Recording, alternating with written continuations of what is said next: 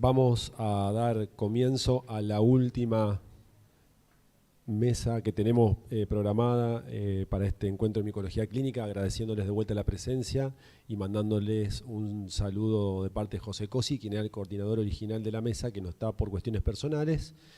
Y no solamente era el coordinador original de la mesa, sino que es uno de los hacedores más importantes de los encuentros que se han sostenido a lo largo de todos los años, por su calidad técnica, científica, pero también por su calidez humana, así que les deja un saludo para toda la gente. La última mesa, que es la número 4, es la puesta al día de infecciones fúngicas invasivas en oncomatología. La primera persona que va a disertar ya lo hizo previamente, lo vamos a volver a presentar por la gente que pudo no haber estado en la primera charla, que es Guillermo García From. Él es profesor de la Cátedra de Micología de la Facultad de Bioquímica de la Universidad Nacional del Litoral, es investigador principal del CONICET y trabaja en el Laboratorio de Micología y Diagnóstico Molecular, es miembro del Comité Antifúngico del CLSI, así que bueno, te dejamos la palabra, Guille.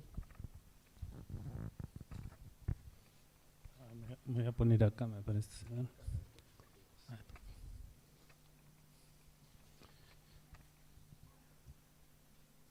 Bueno, gracias nuevamente por la presentación y por la invitación. Me pidieron que hable sobre la resistencia a los antifúngicos en Argentina. Yo le agregué, tomé el atrevimiento de agregarle un subtítulo, visión desde el laboratorio, para resguardarme del ataque de los médicos, digamos.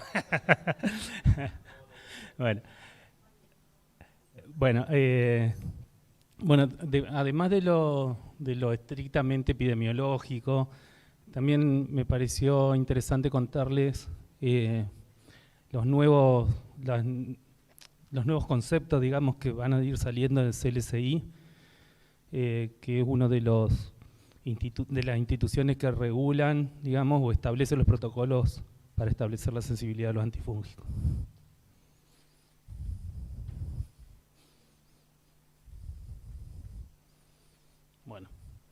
Bueno, me voy a dedicar a lo que es la resistencia microbiológica, donde, bueno, todos saben, resistencia intrínseca, un concepto de laboratorio que puede ser, si analizamos la CIM de muchas cepas de una misma especie, los que son intrínsecos tienen CIM altas, todas las cepas CIM altas.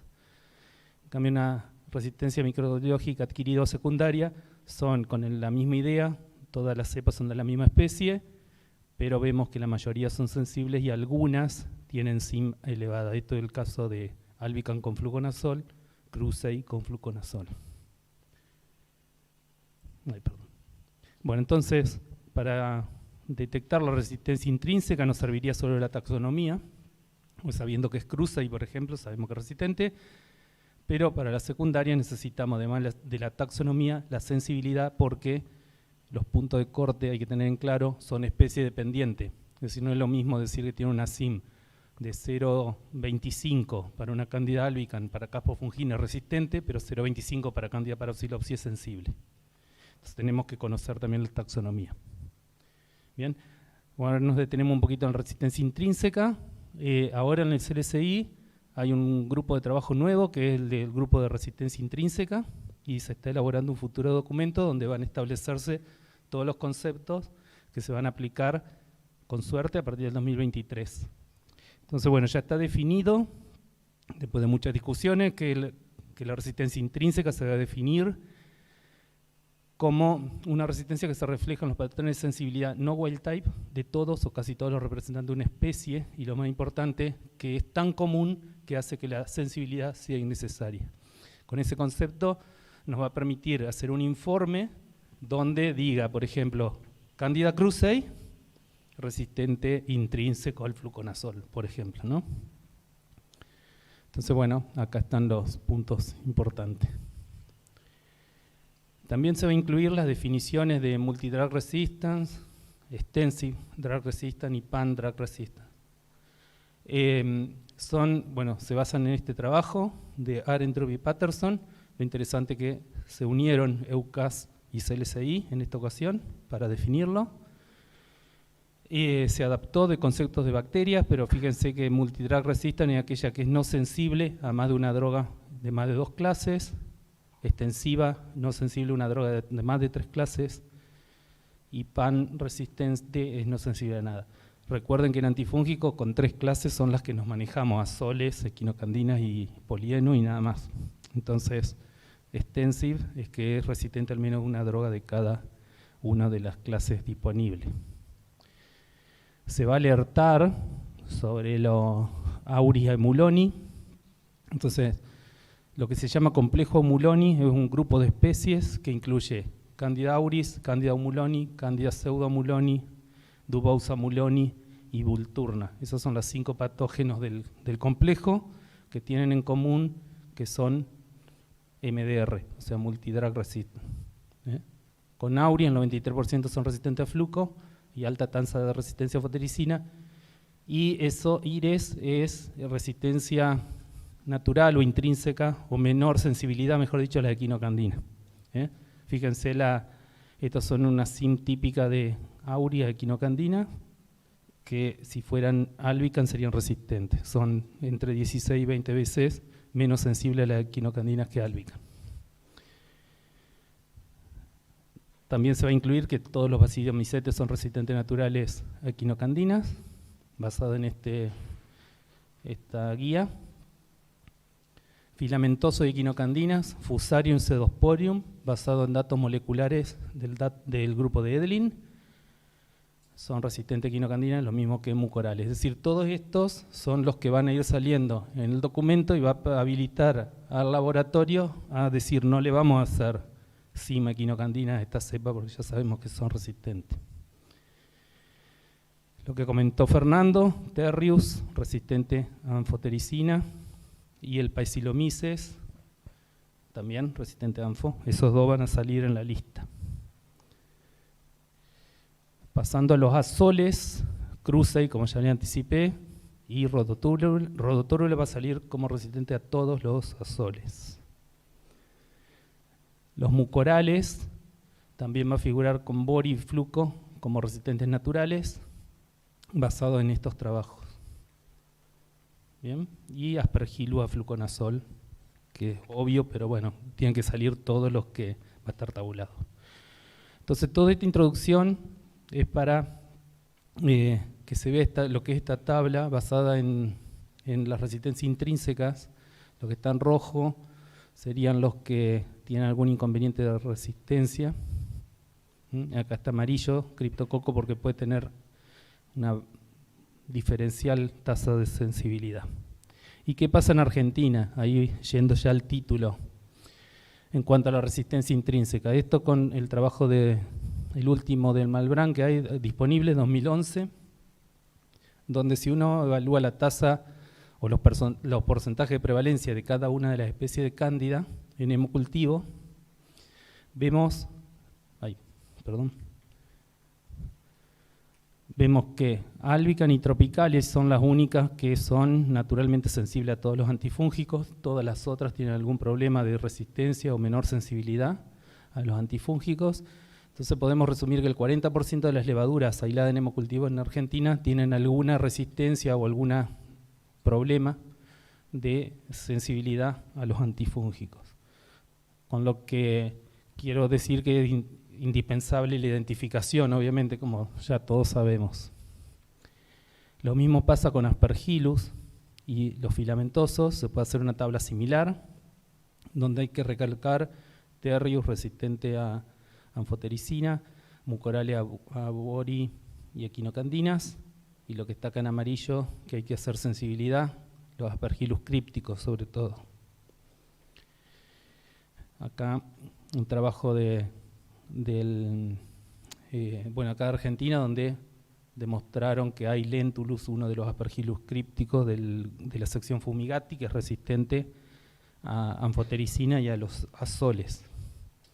Es decir, si ante un Aspergillus, también como dijo Fernando previamente, es importante llegar a especie, porque no es lo mismo un Terrius, como vimos, que un Lentulus, que necesitamos, el problema que necesitamos Maldi o una identificación molecular para llegar a esta especie. Entonces, bueno, acá le puse, esto salió publicado en el Journal of Fungi en el 2021, un algoritmo muy simple de lo que sería cómo utilizar lo que se sabe de resistencia intrínseca como una utilidad clínica, digamos. Primero hay que saber de qué grupo de hongo estamos hablando.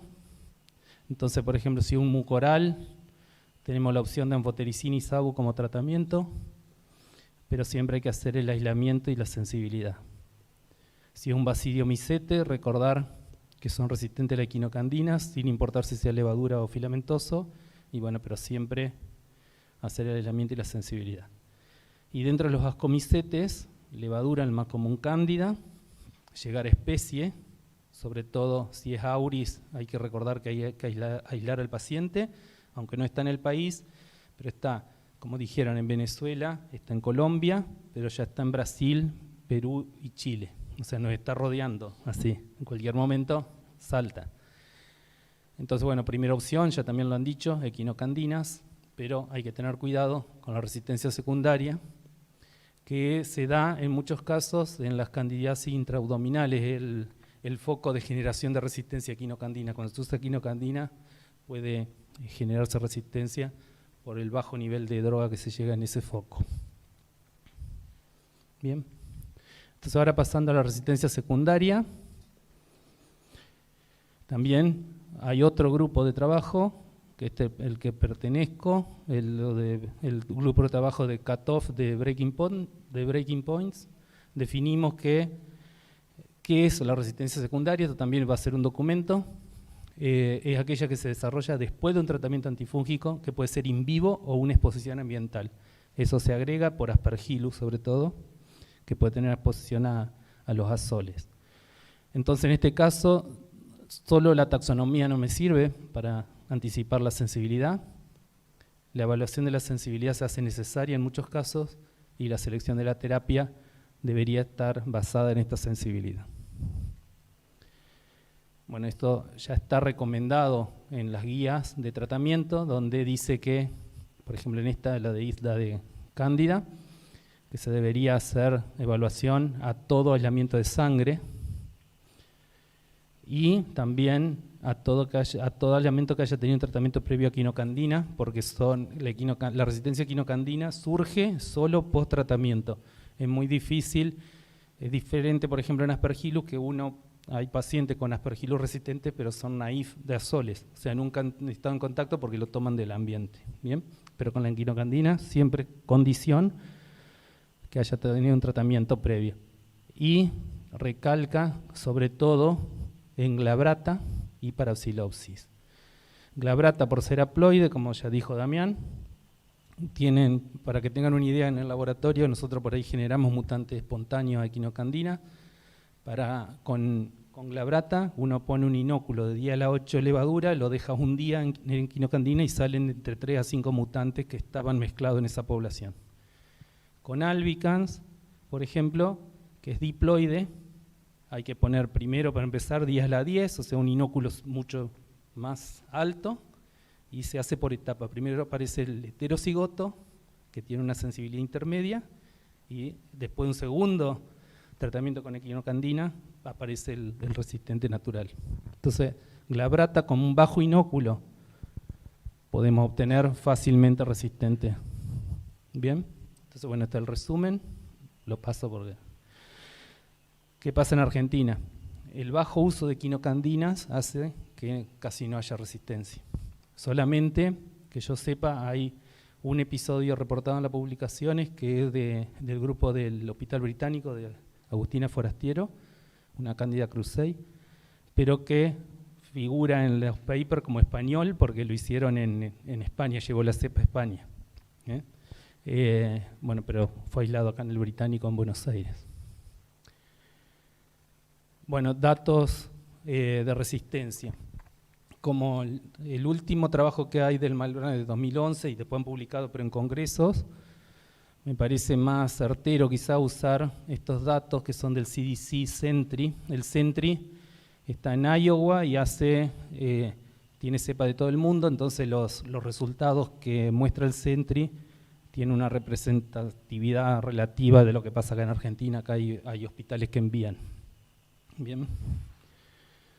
Lo que pasa en el mundo, y acá también, que la resistencia a fluco es baja, 1% en Candida albicans, pero como anticipó también Damián, un problema emergente, Candida tropicalis, el rango es de 1,7 a 7,9, eso en Estados Unidos, y entre un 2 y un 5% en el mundo son resistentes a fluco. Y para Psilopsis pasa similar, digamos en el CENTRI, o sea, hay hasta 14% según el país. Bueno, teniendo en cuenta eso, fíjense, para el Psilopsis tropical y en Argentina, en este trabajo de Nucci, en hemocultivos son el 41% de las candidemias. Entonces, una tasa de ese nivel de un 10% puede ser un gran problema. Bueno, acá tenemos la emergencia de resistencia a fluconazol en parapsilopsis, los que hay publicado. Esto en Paraguay tienen un 4,4%, en Argentina, que son datos de Susana, que como dijo Damián, siempre muy amable, me lo cedió sin problema, tienen un 11,6% de resistencia.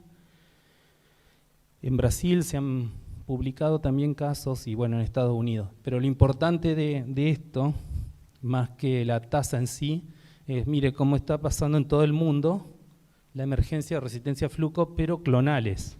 Es decir, uno le evalúa la clonalidad y hay 7 clones que están dando vuelta por todo el mundo y que tienen como cada clon su mecanismo de resistencia.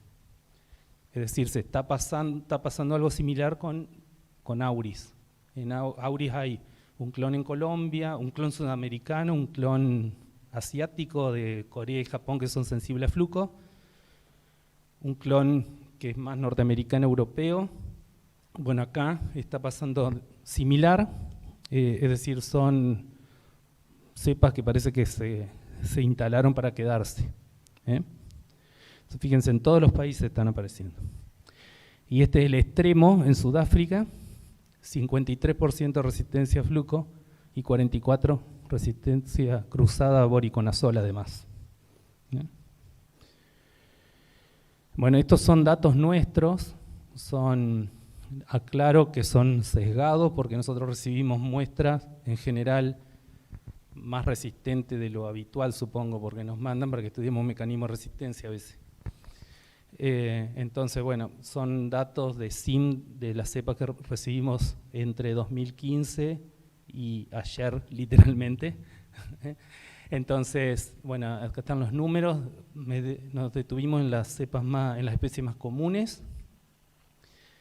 En rojo están las resistencias que hemos detectado. Fíjense, para Psilopsis, mayor del 8% de las cepas que tenemos en el laboratorio nuestro son resistentes a fluco. Equinocandina hay 3 intermedias, es decir, recuerden, las parapsilopsis son naturalmente menos sensibles a equinocandina.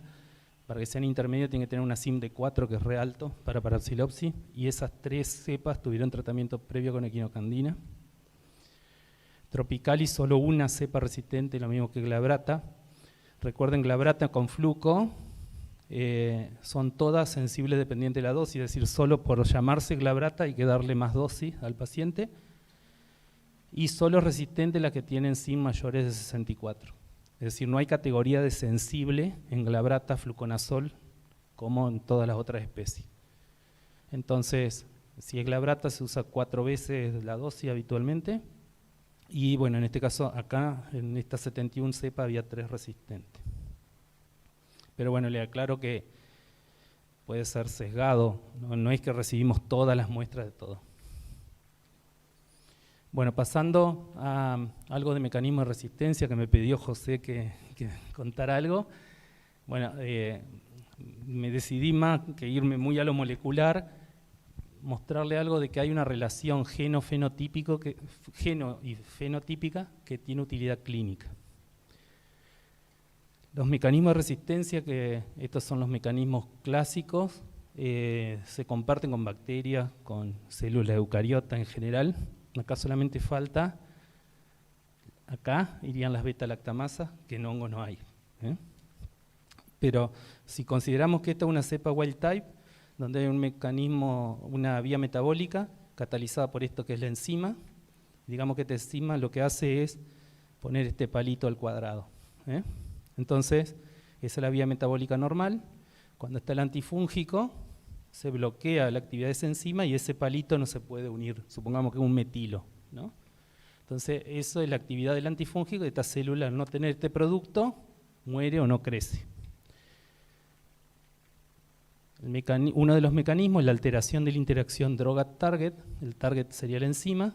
Por mutaciones, por ejemplo, fíjense que ahí el centro donde se tendría que unir la droga se convirtió en un circulito, entonces no puede unirse, hay una mutación en el sitio donde se tendría que unir, y la vía metabólica continúa.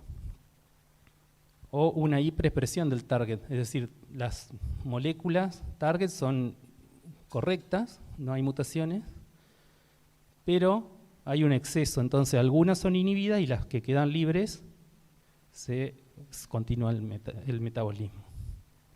Tercer grupo de mecanismos es la reducción concentración citoplasmática, donde puede haber una hiperexpresión de bombas. Tengan en cuenta, fíjense que yo puse acá, hay bombas que sacan la droga en todas las células, aún las sensibles. Lo que pasa en la resistencia es que hay una hiperexpresión de las bombas, ¿no?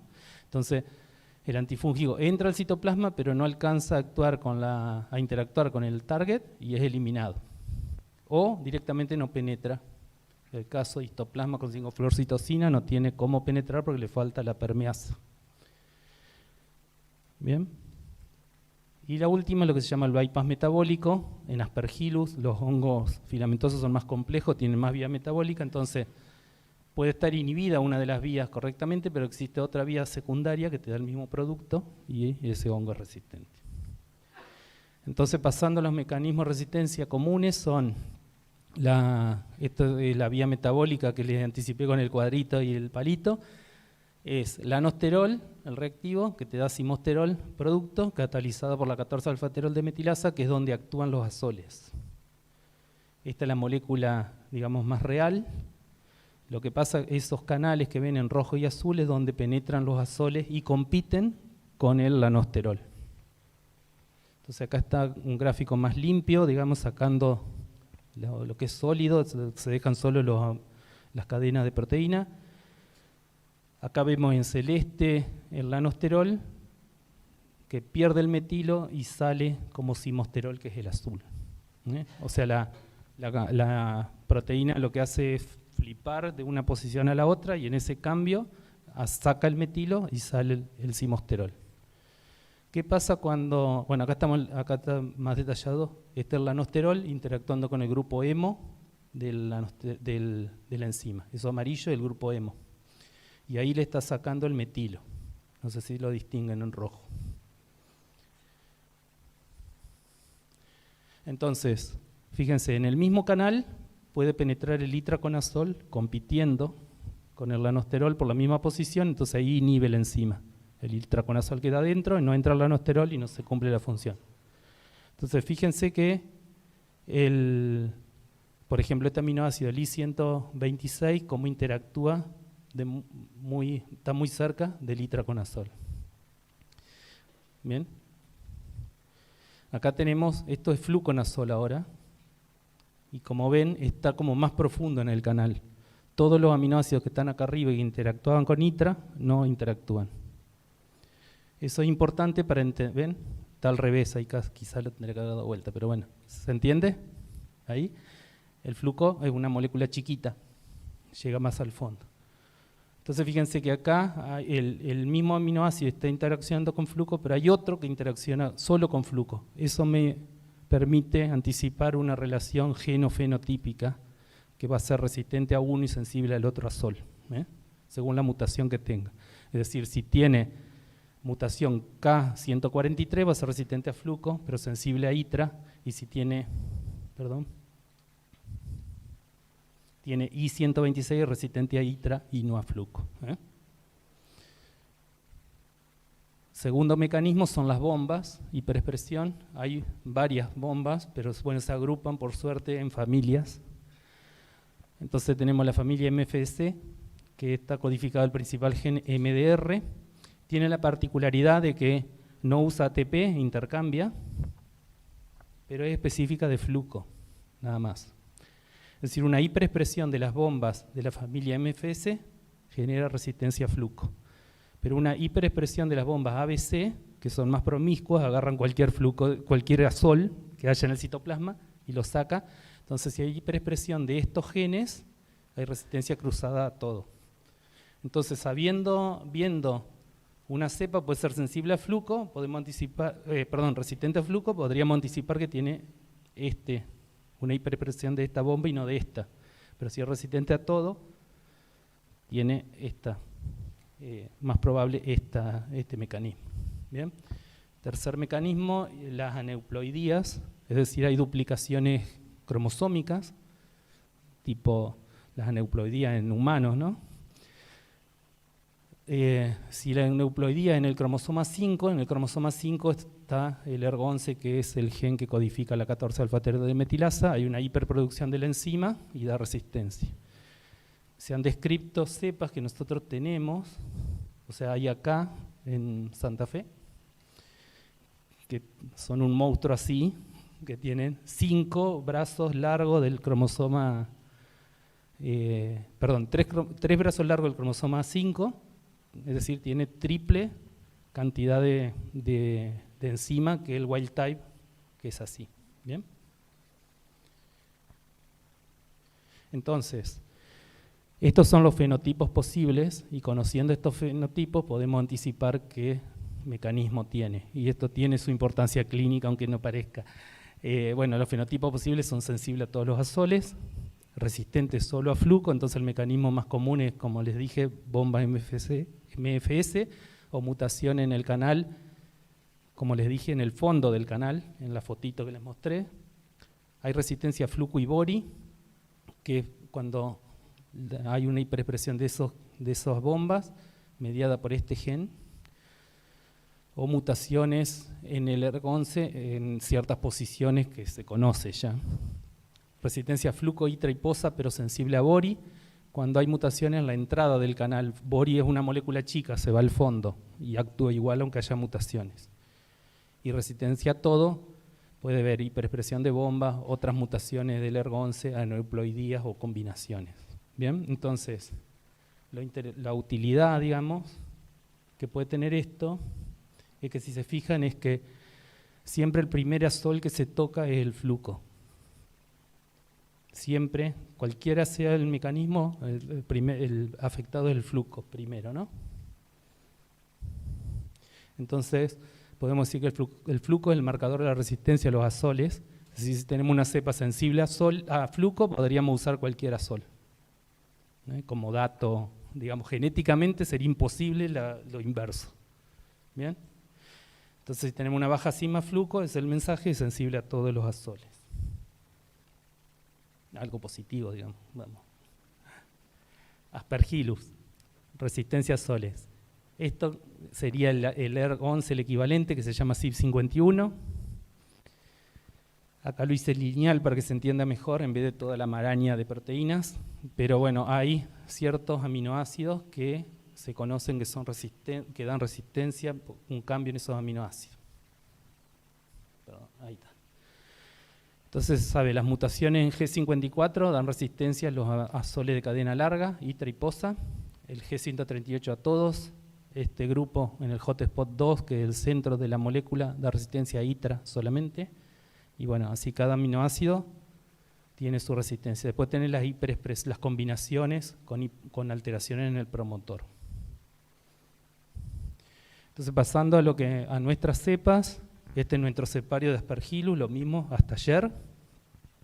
Son todos fumigatus, de la sección fumigati, perdón.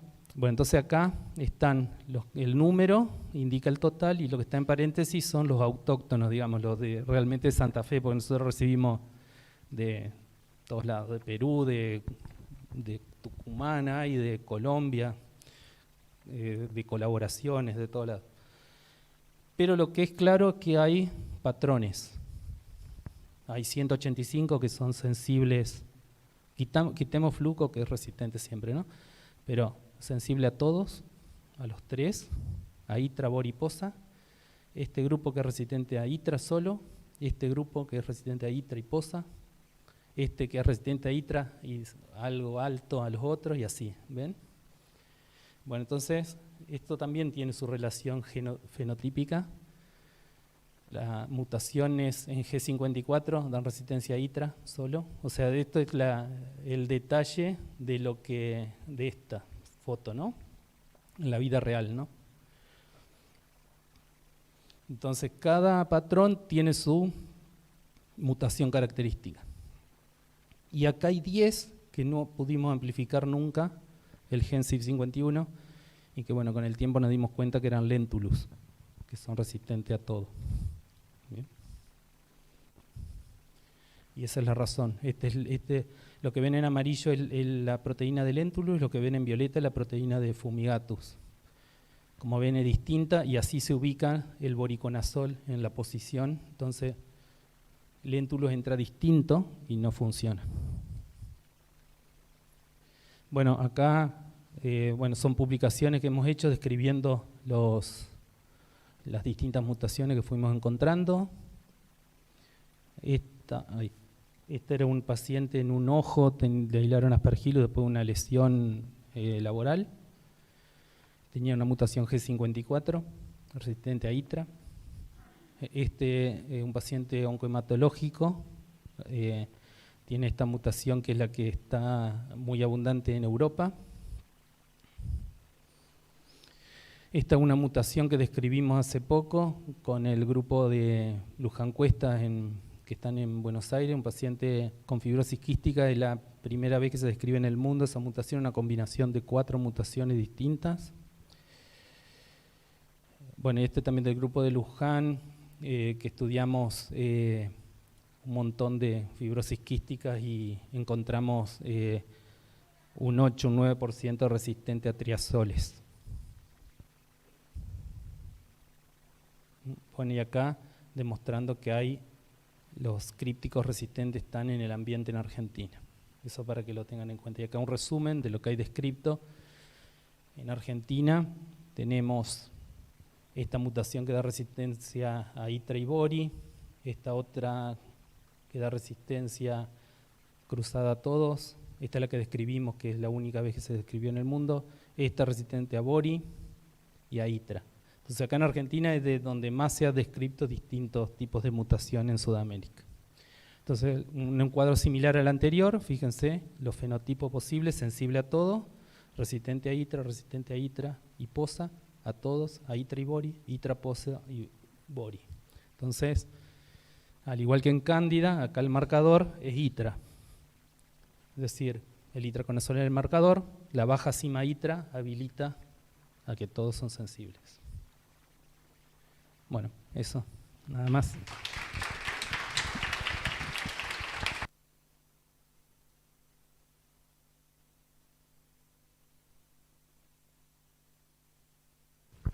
Bueno, Guille, muchas gracias. Muy buena la presentación. Ahora vamos a escuchar al próximo disertante, que es el doctor Fabián Herrera, que es médico de staff de la sección de infectología del Departamento de Medicina Interna del Centro de Educación Médica e Investigaciones Clínicas, el CEMIC. Es miembro de la Comisión de Infecciones en Pacientes Inmunocomprometidos de la Sociedad Argentina de Infectología y es un gusto tenerlo acá. Adelante, Fabián.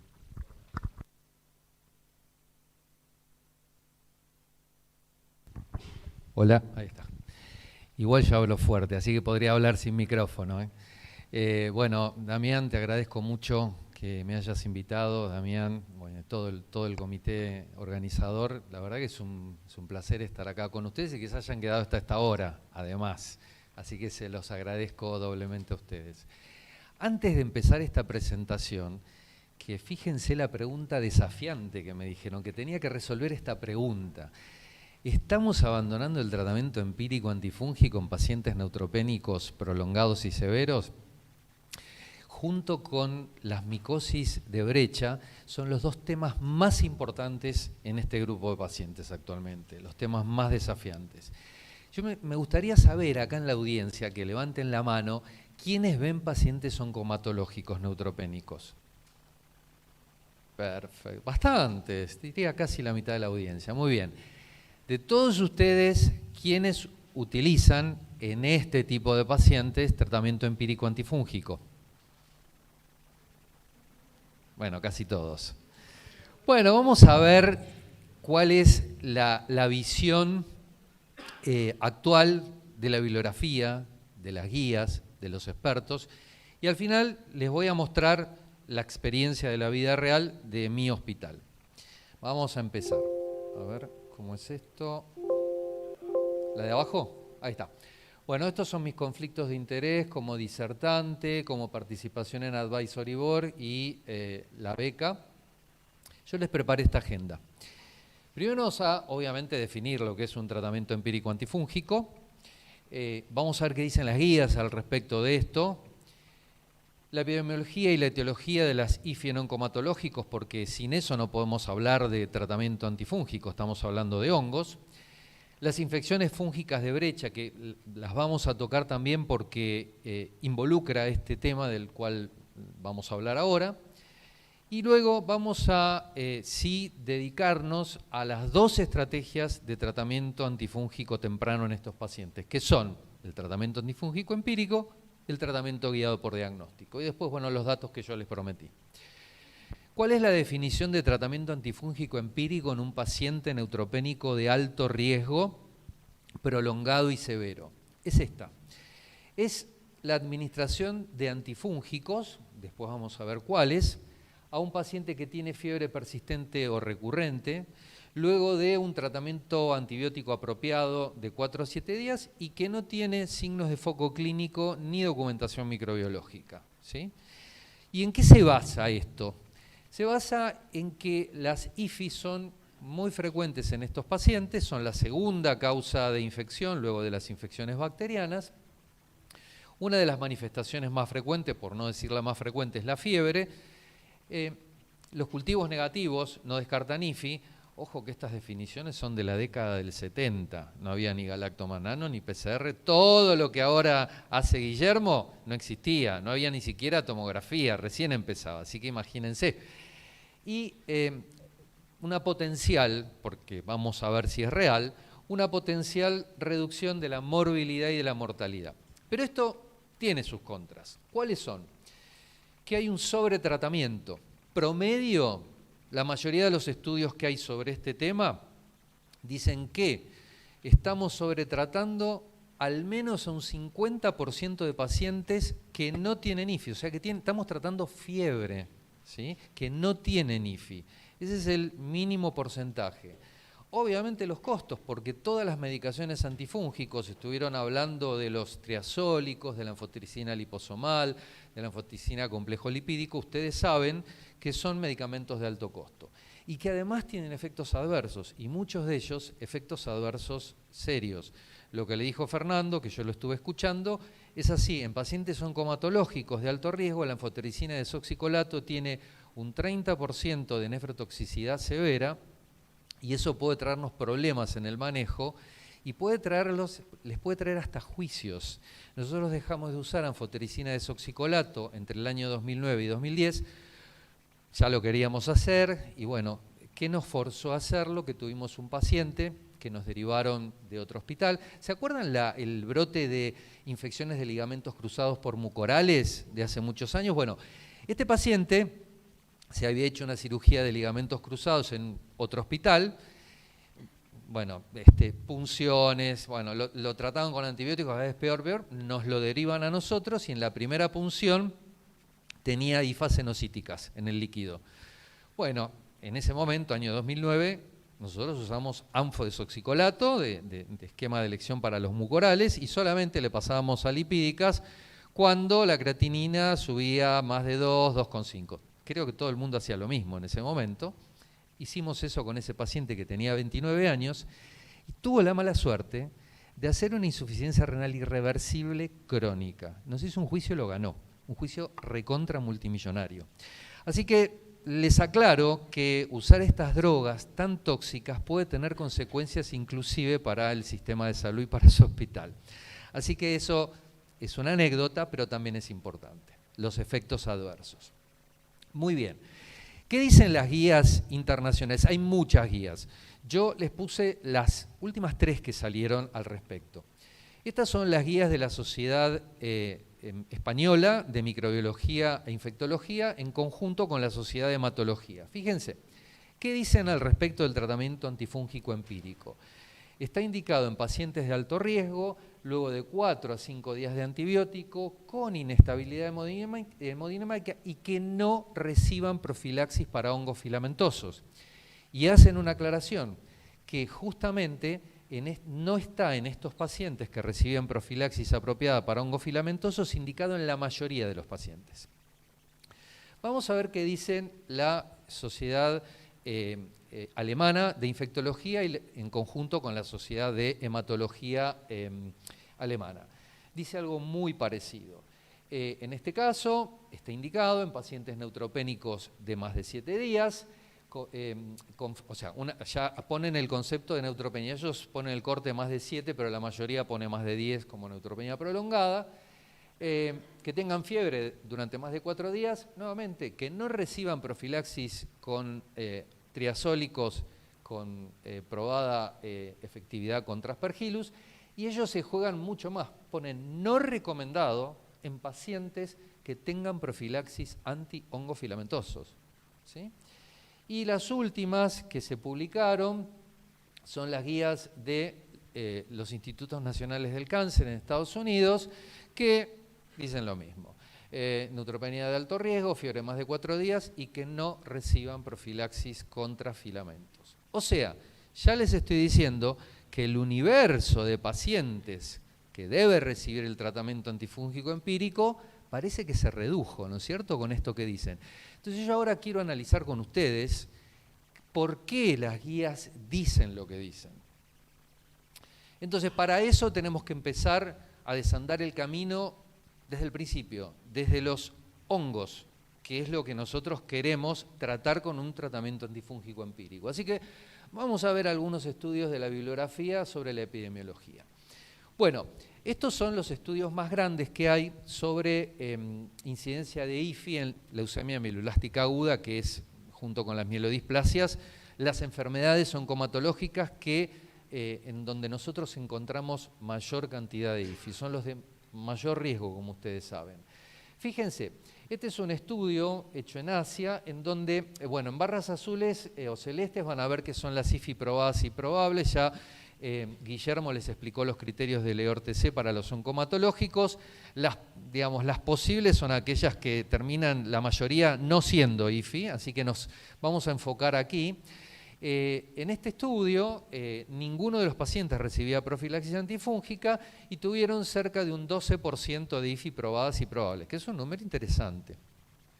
Este otro estudio es un multicéntrico italiano del grupo HITMO, que publica mucho de esto y de trasplantes, en donde la diferencia con el anterior es que el 80% de la población recibía profilaxis, pero con fluco o con ITRA, que son profilaxis no óptimas para hongofilamentosos. En este estudio encontraron una frecuencia de IFI probadas y probables menor de 8.8%. Y finalmente este otro estudio, que también es de Asia, en donde acá todos tenían profilaxis contra filamentos, con triazólicos de segunda generación, Bori o Posa, en donde encontraron también aproximadamente un 8%. Pero fíjense acá arriba lo que dice. Dentro de esas IFI probadas y probables, la gran mayoría fueron hongos filamentosos. O sea, es el primer concepto que les quiero decir. Cuando ustedes le preguntan, ¿cuáles son las principales causas de IFI en oncomatológicos? Los hongos filamentosos, sin ninguna duda. Y Aspergillus a la cabeza. Muy bien, pero no solo las leucemias mieloblásticas agudas y las mielodisplasias tienen riesgo. Fíjense, obviamente hay mucho menos experiencia, porque yo les estoy mostrando datos en adultos, no lo aclaré, yo soy infectólogo de adultos, no hago pediátricos, así que todos los datos que les estoy mostrando son de adultos. Las leucemias linfoblásticas agudas son mucho más frecuentes en pediatría, ¿sí?, como las leucemias mieloblásticas agudas son más frecuentes en adultos. Pero bueno, los adultos también tienen LLA. Bueno, estos dos trabajos, este es un trabajo, es una casuística de Alemania y esta es una casuística de Italia. Fíjense que estos son en tratamientos de inducción de LLA. Fíjense que micosis probadas y probables superan el 14%, lo mismo que en este otro estudio, ¿sí? Y nuevamente la principal etiología en este caso son aspergilosis, ¿sí?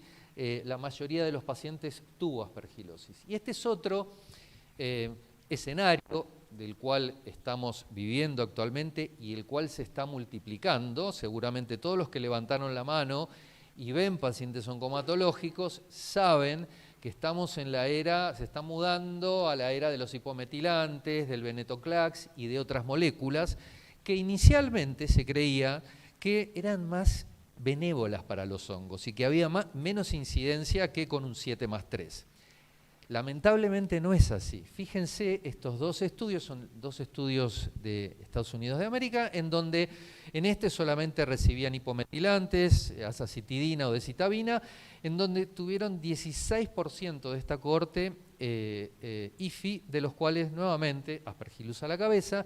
Y en esta segunda serie también un 13%, esto es igual que una LMA, lo que les acabo de mostrar, en donde fíjense que el 80% eran hongofilamentosos, Aspergillus a la cabeza y en segundo lugar mucorales. O sea que nuevamente en LLA también los hongofilamentosos son la primera causa de etiología. Pero bueno, no nos olvidemos de las candidemias. Estuvieron hablando bastante de candidemias en estas jornadas porque realmente tienen un rol muy importante y siguen siendo un desafío para el diagnóstico temprano y el tratamiento precoz. Por eso, algo que no quise ahondar por el tiempo, pero afortunadamente para aspergilosis hubo dos hitos. El primero fue justamente de lo que es experto Guillermo. Los biomarcadores y el galactomanano, que nos cambió la historia diagnóstica de las aspergilosis, sobre todo del lavado broncoalveolar. Y el segundo fue la salida del voriconazol, que fue un antes y un después en cuanto al cambio de la mortalidad. Así que, afortunadamente, hoy, si nosotros tenemos todos los mecanismos y todos los elementos diagnósticos, y perdón, agrego la tomografía, son esas tres cosas.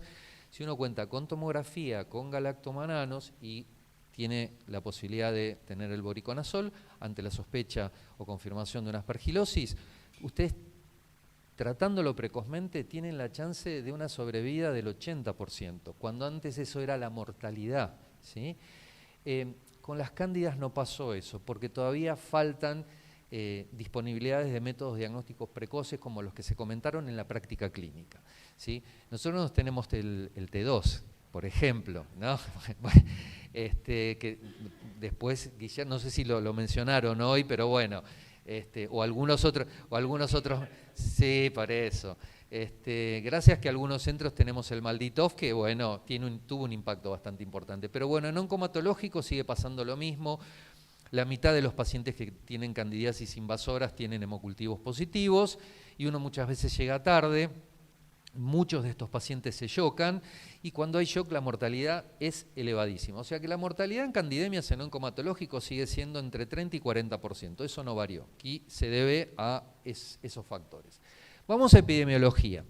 La epidemiología de las candidemias son diferentes de acuerdo a las regiones, de acuerdo al país y de acuerdo a los centros en un mismo país. Fíjense, esto es un estudio multicéntrico europeo del CEIFEN, en donde en estos aislamientos, fíjense que para ellos la primera especie involucrada en hemocultivos, son todos pacientes oncomatológicos, son Candida albicans todavía. La segunda es Candida parapsilosis y después le siguen Glabrata cruzei, fíjense que son 10%, inclusive en Estados Unidos es más aún, y luego le siguen otras especies de Cándida. Yo les voy a mostrar ahora qué es lo que nos pasa a nosotros en CEMIC. Esto es una casuística de micosis probadas y probables en oncomatológicos y trasplantes halogénicos. Son 60 episodios, en donde ustedes pueden ver acá en la torta que la mitad fueron aspergilosis probables, diagnosticadas por galactomanano en sangre, en lavado broncoalveolar o en ambas muestras. 10% de aspergilosis probadas, o sea que más del 60% de nuestras IFI son aspergilosis, o sea, coincidente con todo lo que les acabo de mostrar que dice la bibliografía. 20% las candidemias, y luego fíjense que hay un porcentaje muy bajo de otros hongos, levaduriformes, filamentosos y dimórficos. Fíjense que está Histoplasma capsulatum acá, ¿sí? ¿No les parece raro que un paciente oncomatológico tenga un Histoplasma capsulatum? Hace 20 años eso era algo como imposible. ¿Qué lo hizo posible? Los tratamientos que utilizan los hematólogos, la fludarabina, los corticoides, que produce la clofarabina, una inmunodeficiencia celular de CD4 tremenda. Y bueno, pueden tener también hongos dimórficos, como el Histoplasma capsulatum, que antes no lo veíamos porque el factor de riesgo solamente era la neutropenia. Así que bueno, eso es para tener en cuenta. Esto está sacado de ese 20% de candidemias para que vean las especies. En el caso nuestro, más del 50% son Candida parapsilosis y es la primera especie. Fíjense, ¿se acuerdan el estudio Seifen? Y en segundo lugar y muy lejos está Candida albicans y luego el resto de las candidas. Y algo muy importante que quiero aclararles, porque Fernando Riera les metió miedo, lástima que no está para decirles, con el tema de las profilaxis. Nosotros usamos profilaxis antifúngica hace más de 20 años y fíjense que a pesar de usar fluconazol, posaconazol, voriconazol, tuvimos en todos estos 20 años, este 6% es un solo aislamiento de Candida krusei, ¿sí? Que no es lo mismo que está reportado en Estados Unidos y en Europa. Yo no sé por qué pasa, pero nosotros hace 20 años que usamos profilaxis antifúngica y no tenemos Candida krusei, que es lo típico que emerge cuando uno usa, o sea, una de las especies más frecuentes que emerge y que selecciona este antifúngico. Así que bueno, eso es un dato para tener en cuenta. Este es otro estudio que presentamos en el SADI del año pasado, en donde son 90 episodios de candidemia en mi hospital, y queríamos ver si había diferencias epidemiológicas, clínicas y de evolución entre los pacientes inmunocomprometidos e inmunocompetentes. Ustedes pueden ver aquí, en barras más claritas, son los pacientes inmunocompetentes, y en oscuras están los pacientes inmunocomprometidos, que la mayoría eran oncomatológicos, trasplantes de médula y trasplante de órgano sólido, casi todos. Bueno, fíjense que hubo una diferencia, si bien acá no fue significativa por el N muestral, pero fíjense, como les mostré anteriormente, en inmunocomprometidos la primera especie involucrada es Candida parapsilosis, en cambio en los inmunocompetentes sigue siendo Candida albicans por especie, obviamente la primera involucrada. Así que hay cuestiones epidemiológicas que difieren de acuerdo al huésped. Muy bien, y la otra cosa que tenemos que tener muy presente y que es un desafío diagnóstico y terapéutico realmente muy importante, son las infecciones fúngicas de brecha, que ya lo escuché a Fernando que estuvo hablando algo de eso, me sacó speech, pero bueno, vamos a tratar de ver un poquitito, él lo dijo lo más importante, pero yo quiero tocarlo un poco más en detalle. Bueno, las definiciones de infecciones fúngicas de brecha cambiaron en el 2019, hasta el 2017 eran otras que ni se las voy a decir porque ahora la que cuenta es esta. Esta es del Mycosis Study Group y la Confederación de Micología Europea y el REC, en donde la cosa diferente es que incluyeron que la IFI es de brecha cuando ocurre ante la exposición de cualquier azólico, aunque el hongo sea intrínsecamente resistente. Es decir, ustedes tienen a alguien profilaxis con fluconazol y tienen un aspergillus, eso se considera una IFI de brecha. Esa fue la primera cosa que fue modificada. La segunda cosa que fue modificada es que el momento del diagnóstico es el primer signo o síntoma, no en el momento de que ustedes tengan un galacto positivo, tengan alguna confirmación. Y después, esto es lo más importante, antes la definición anterior era a un paciente que reciba al menos 7 días de antifúngico, y la definición cambió porque todos los antifúngicos, de acuerdo al PKPD, las familias de antifúngicos y dentro de la familia diferentes antifúngicos, como los azólicos, llegan a estado de equilibrio en diferente momento, ¿sí? Entonces, para que la micosis sea de brecha, tiene que cumplir con estas 3 cosas, y la última es que se tiene que dar desde el momento que el antifúngico llegó al estado de equilibrio. Que hay una tabla que está escrita en todos lados que ustedes se pueden fijar, que es diferente para todos los antifúngicos, ¿correcto? Si cumple con todo eso, es una IFI de brecha.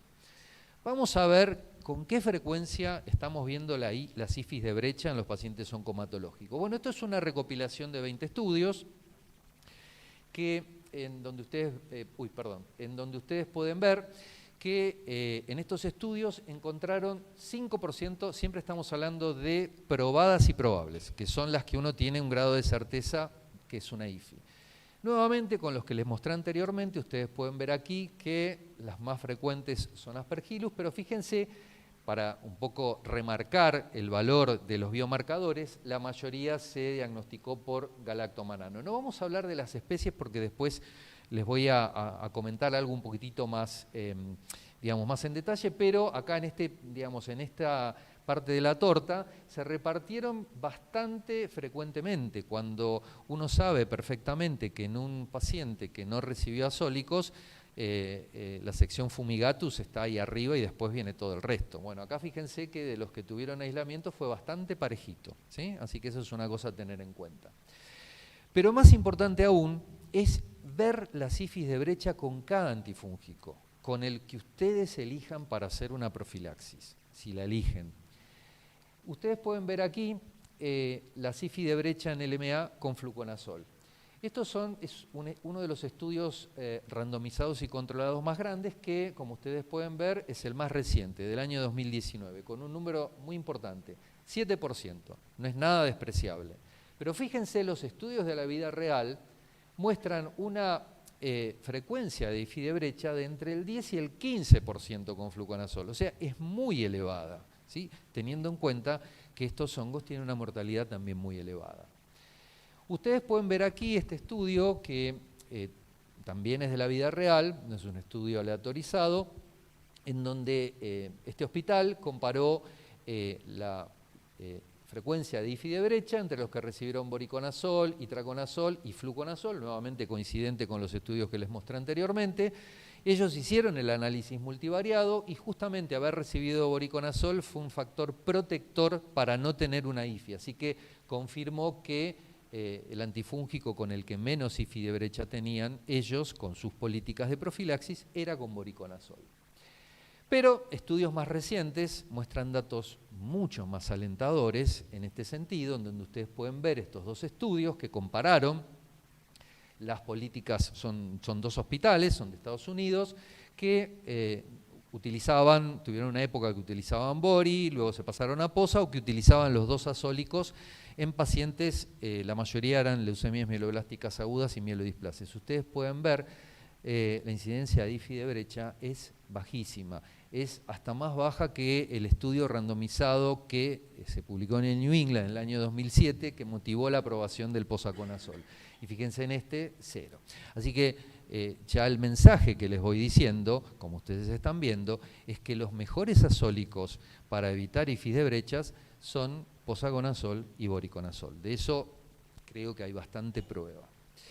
¿Qué pasa con el isabuco? El isabuco ustedes saben que está aprobado para tratamiento de aspergilosis y de mucormicosis. Es una indicación off-label, la profilaxis, aunque muchos centros la están utilizando, incluyendo nosotros, después les voy a decir en qué escenario. Pero bueno, ¿qué pasa con isabuco? Como no hay ningún estudio aleatorizado que lo comparó con posaconazol, que es el estándar, por ejemplo, son todos estudios observacionales de la vida real. La mayoría son retrospectivos y hay un par que son prospectivos. Bueno, fíjense el problema, antes les mostré la muy baja frecuencia de IFI de brecha con posa y con bori. En cambio, fíjense lo que muestran estos estudios, que es un valor bastante importante, y particularmente este, que es del MD Anderson, lo comparó, obviamente, con un control histórico, el diseño es horrible, pero con un control histórico con pacientes que habían recibido posa y les dio significativo que tuvieron más IFI de brecha con isavuconazol. Así que isavuco todavía para profilaxis no. Ahora bien, se publicó hace un par de meses este estudio de que la ventaja que tiene con respecto a los otros estudios, además de ser prospectivo, también es de la vida real, es que eran todos pacientes con leucemias agudas en inducción. Los otros estudios que les mostré era heterogénea la población. Había leucemias agudas, había trasplantes, había otro tipo de pacientes con oncomatológicos con neutropenias prolongadas. Este estudio tiene el valor, además de ser prospectivo, que eran todas leucemias en inducción, ¿sí? O sea, era bastante homogénea el factor de riesgo. Fíjense que tuvieron solamente 4% de infecciones fúngicas de brecha, es bastante bajito. Y si ustedes ven acá, obviamente ustedes ven esto y es parecido a los otros estudios que les mostré de posaconazol, es con el que menos tuvieron, y con Isavuco alrededor de un 5.7, pero la diferencia no fue estadísticamente significativa. Así que Isavuco todavía es off-label, pero es un azólico que uno lo puede tener en cuenta cuando el paciente no pueda recibir otros azólicos. Por ejemplo, hay dos situaciones puntuales. Una de ellas son los pacientes con leucemia mieloblástica aguda M3 que utilizan trióxido de arsénico, que ahora se utilizan casi todas. Trióxido de arsénico alarga el QT, no pueden usar ni posa ni bori. El Isavuco acorta el QT, así que en ese escenario nosotros estamos usando Isavuco. El otro escenario es midostaurina, que se utiliza en la CLMA con mutación FLT3, que es el 25% de las leucemias mieloblásticas agudas. O sea que ahora la midostaurina se utiliza mucho. La midostaurina, el posaconazol y el bori son inhibidores muy potentes del sistema microsomal. Entonces, ¿qué pasa? La midostaurina se metaboliza ahí en el citocromo, los niveles aumentan mucho, tienen muchos efectos adversos, pero uno de los efectos adversos, cuando las concentraciones son muy altas, es la toxicidad pulmonar fatal. O sea, el paciente se muere. Entonces, está recomendado no utilizar bori y eventualmente posa, salvo que uno pueda dosar los niveles de midostaurina, cosa que no hay ningún laboratorio que lo haga en nuestro país. El Isavuco es un inhibidor moderado, y hay algunos estudios que han mostrado que es seguro. Bueno, nosotros ya hemos usado en 6 pacientes sin ningún tipo de problema. Son los 2 escenarios en donde usamos Isavuco, o sea minúsculo, porque no está aprobado como les mostré. Y finalmente las candinas, ¿no? Que estábamos hablando antes del escenario de las candinas. Fíjense que estos 2 ensayos randomizados mostraron una incidencia de infecciones fúngicas de brecha también bastante aceptable. Sin embargo, nuevamente, un estudio bastante grande de la vida real mostró que tienen un 7%, que no es nada despreciable. Y algo muy importante es que hay un estudio que lo que tiene a favor este estudio es que realmente midió en forma apropiada la densidad de la incidencia de la IFI de brecha, porque obviamente se hizo lo que corresponde, que es calcularla de acuerdo a los 1000 días de profilaxis. Esto realmente es densidad de la incidencia, en donde ustedes pueden ver, esto es con triazólicos y esto es candinas, y fue significativo. O sea que claramente con candinas hay mayor incidencia de IFI de brecha. Muy bien, ¿qué pasa con las candidemias de brecha en pacientes que reciben profilaxis? Para que recuerden lo bueno que es la profilaxis. Fíjense, este es el estudio más reciente y más grande de IFI de brecha de candidemias en pacientes oncomatológicos. Miren el número que incluyeron. Todos pacientes que estaban, la mayoría con triazoles, diferentes, todos con apropiada actividad contra hongos del género Cándida, y casi 20% con candinas. Solamente tuvieron 0.44% de candidemias de brecha. Esto les da la pauta de cuán buena es la profilaxis antifúngica para prevenir hongos del género Cándida.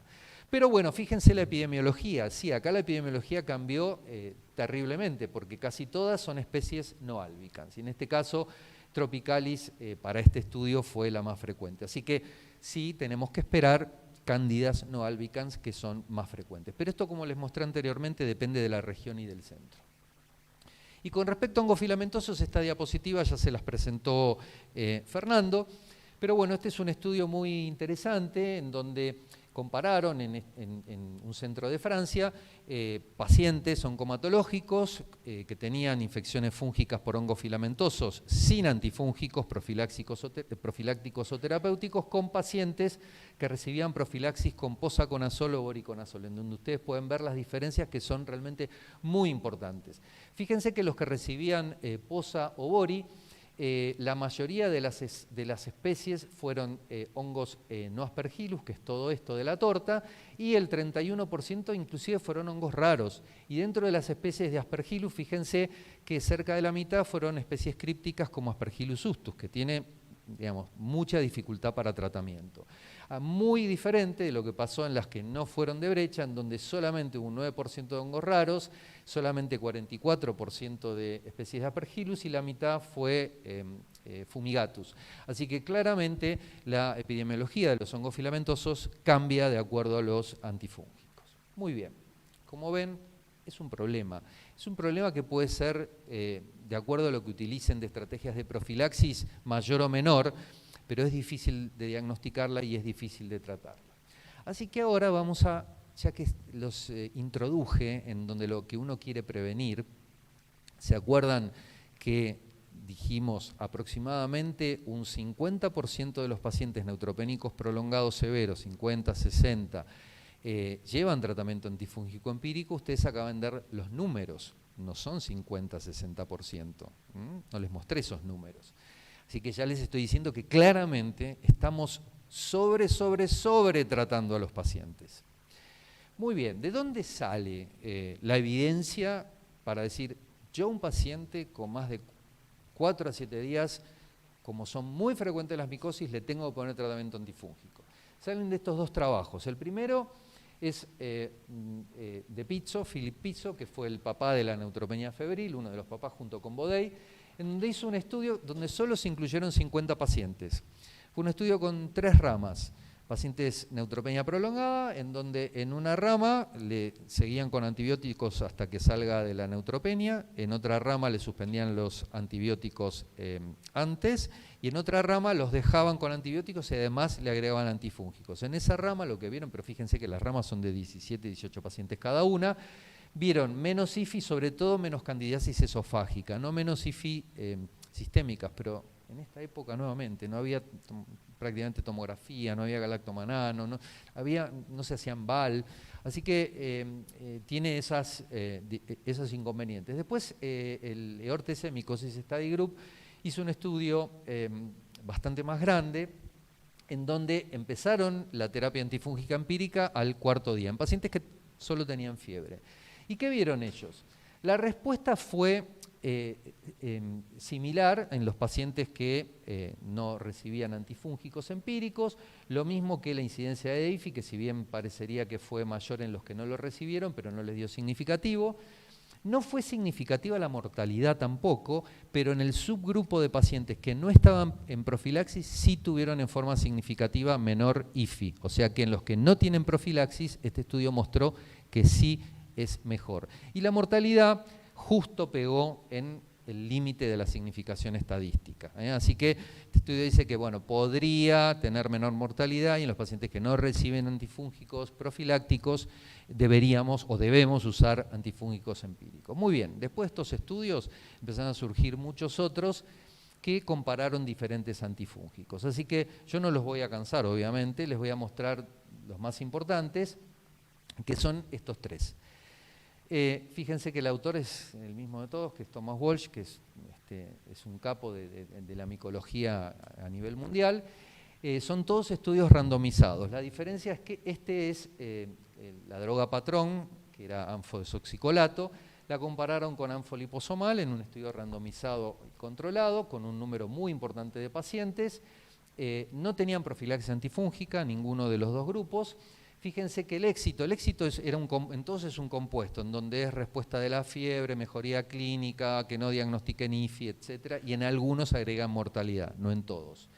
Fíjense que sí hubo diferencias en las infecciones fúngicas de brecha que fueron significativamente más frecuentes en los que recibían anfodesoxicolato y la nefrotoxicidad fue también mucho más frecuente y los efectos adversos con la infusión. Así que este estudio mostró que anfoliposomal fue mejor, si bien en cuanto al parámetro de efervescencia de la fiebre y demás fue igual, pero menos IFI de brecha y menos efectos adversos. Así que empezó a pasar a ser el estándar de manejo en estos pacientes anfoliposomal. En el año 2002, como empezó a ser el estándar de manejo la anfoliposomal, lo compararon con voriconazol. Todos estos estudios son de no inferioridad, ¿correcto?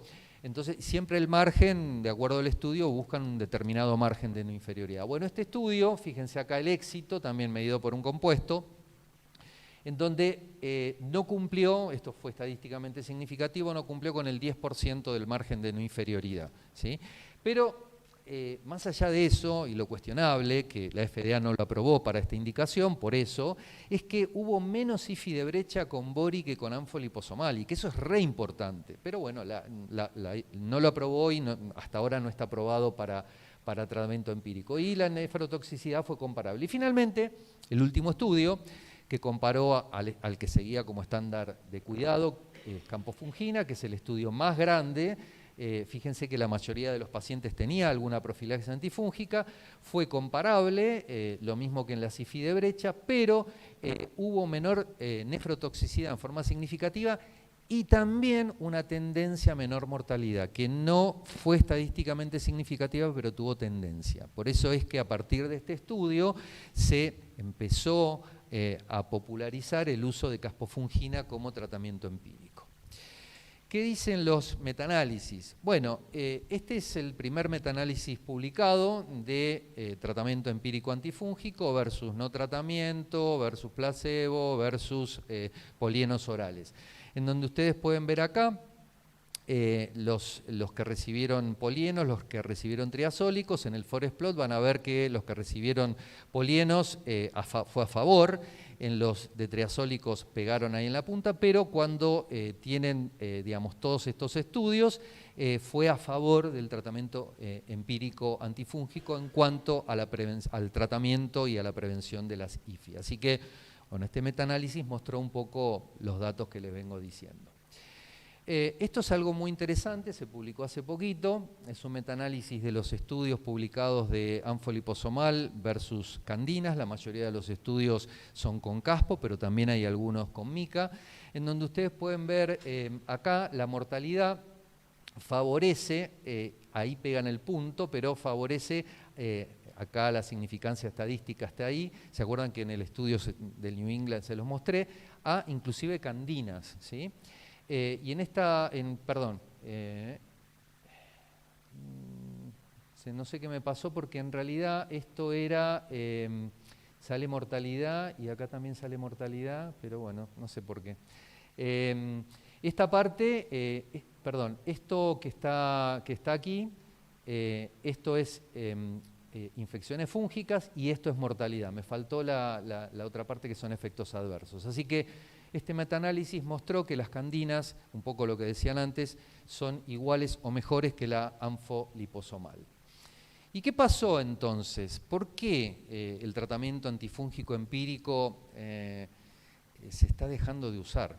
A mí me dijeron si estamos abandonando, que es más fuerte decir estamos abandonando. Se usa menos, podemos decir, ¿no? Bueno. La profilaxis antifúngica primaria, que como les mostré anteriormente, tiene una eficacia muy alta, y el tratamiento anticipado guiado por diagnóstico, porque ahora tenemos tomografía, tenemos resonancia, tenemos biomarcadores, tenemos PCRs y tenemos la suerte de tenerlo a Guillermo. Yo se lo tengo que mandar al Malbrán y tarda un montón, así que no me sirve. O sea, me sirve si tengo una PCR en el día o al día siguiente, lo mismo que un galactomanano, así que ni lo pedimos. Pero bueno, eso fue lo que cambió la historia. Entonces, les voy a decir por qué cambió la historia. Primero, la tomografía. Este es el primer estudio que demostró que, esto es una cohorte de pacientes con leucemia, más de 200 pacientes, en donde fíjense ustedes acá las curvas de supervivencia, este 71% que es en forma estadísticamente significativa, mayor supervivencia a 90 días, en los pacientes que le habían hecho el diagnóstico de aspergilosis por signo del halo, que es un signo precoz. ¿Sí? O sea, ese es el primer estudio que dice, bueno, yo diagnostico a alguien en signo del halo y lo trato ahí, le va mejor que un signo del aire creciente que es posterior, cuando ya ocurrió la necrosis, que esto lo explicó muy bien Fernando. Este es el primer estudio que lo demostró. Este es el segundo estudio, que también demuestra el impacto de tener un signo predictor de mucoral. Acuérdense que el signo del halo, los macronódulos, la lesión cavitada, eso puede ser cualquier hongo. Lo que pasa es que el 80% de los pacientes de estos que estamos hablando van a tener Aspergillus, pero cualquier hongo, inclusive bacterias, está descrito hasta en infecciones virales, enfermedades neoplásicas, o sea, no es ni patognomónico ni mucho menos. Ahora, esto es diferente. El signo del halo reverso, que es la hipodensidad central en vidrio esmerilado y la densidad periférica, sí es un signo altamente predictor de mucorales. Fíjense qué desafiante que es este título. Este signo es patognomónico de mucormicosis. Bueno, fíjense que en una leucemia aguda, estos son todos pacientes con diagnóstico micológico confirmado de mucormicosis, en donde en el día 0 a 5, 15 de los 16 pacientes tenían signo del halo reverso, y lo mismo que el signo del halo se va perdiendo a lo largo del tiempo. Estos pacientes, cuando tuvieron el signo del halo, que como ustedes ven fue precoz, los trataron apropiadamente. Y dentro de los cuales, fíjense, estamos hablando de mucormicosis pulmonar, que tiene una mortalidad elevadísima en pacientes con leucemia mieloblástica aguda. Fíjense, la mayoría sobrevivieron al día 30, 3/4 partes al día 60 y más de 62% del día 90, que eso es Disneylandia para una mucormicosis pulmonar. ¿Por qué? Porque se empezaron a tratar acá en forma precoz. Así que esta también es otra muestra del valor que tiene la tomografía. Yo siempre digo que si ustedes ven oncomatológicos no pueden manejarlo sin tomografía, no pueden no tener tomografía, pueden no tener galactomananos, pueden no tener PCR, pero no pueden no tener tomografía. O sea, pueden no tener en su centro, pero la capacidad de derivarla, quiero decir. Muy bien. Algo muy importante también es que los signos tomográficos de aspergilosis y de otras micosis, como bien les comentó Fernando, que son la forma angioinvasora, pero también hay otros signos de IFI pulmonar, que son las de tipo invasión de la vía aérea, dentro de las cuales están algunas que son inespecíficas, y afortunadamente las definiciones del EORTC del 2020, otra de las cosas que cambiaron, fueron que agregaron este tipo de infiltrados, ¿sí? Porque uno creía hasta que empezaron a surgir unos estudios que lo primero que apareciera era el signo del halo. Y en realidad, y además, que los pacientes neutropénicos, si bien la forma más frecuente tomográfica es esta, pueden tener alguna de estas cosas, y al revés, un paciente no neutropénico tiene más frecuentemente la forma vía aérea, pero también puede tener forma angioinvasora. Pueden coexistir los tipos de lesiones en ambos tipos de huéspedes, neutropénicos y no neutropénicos.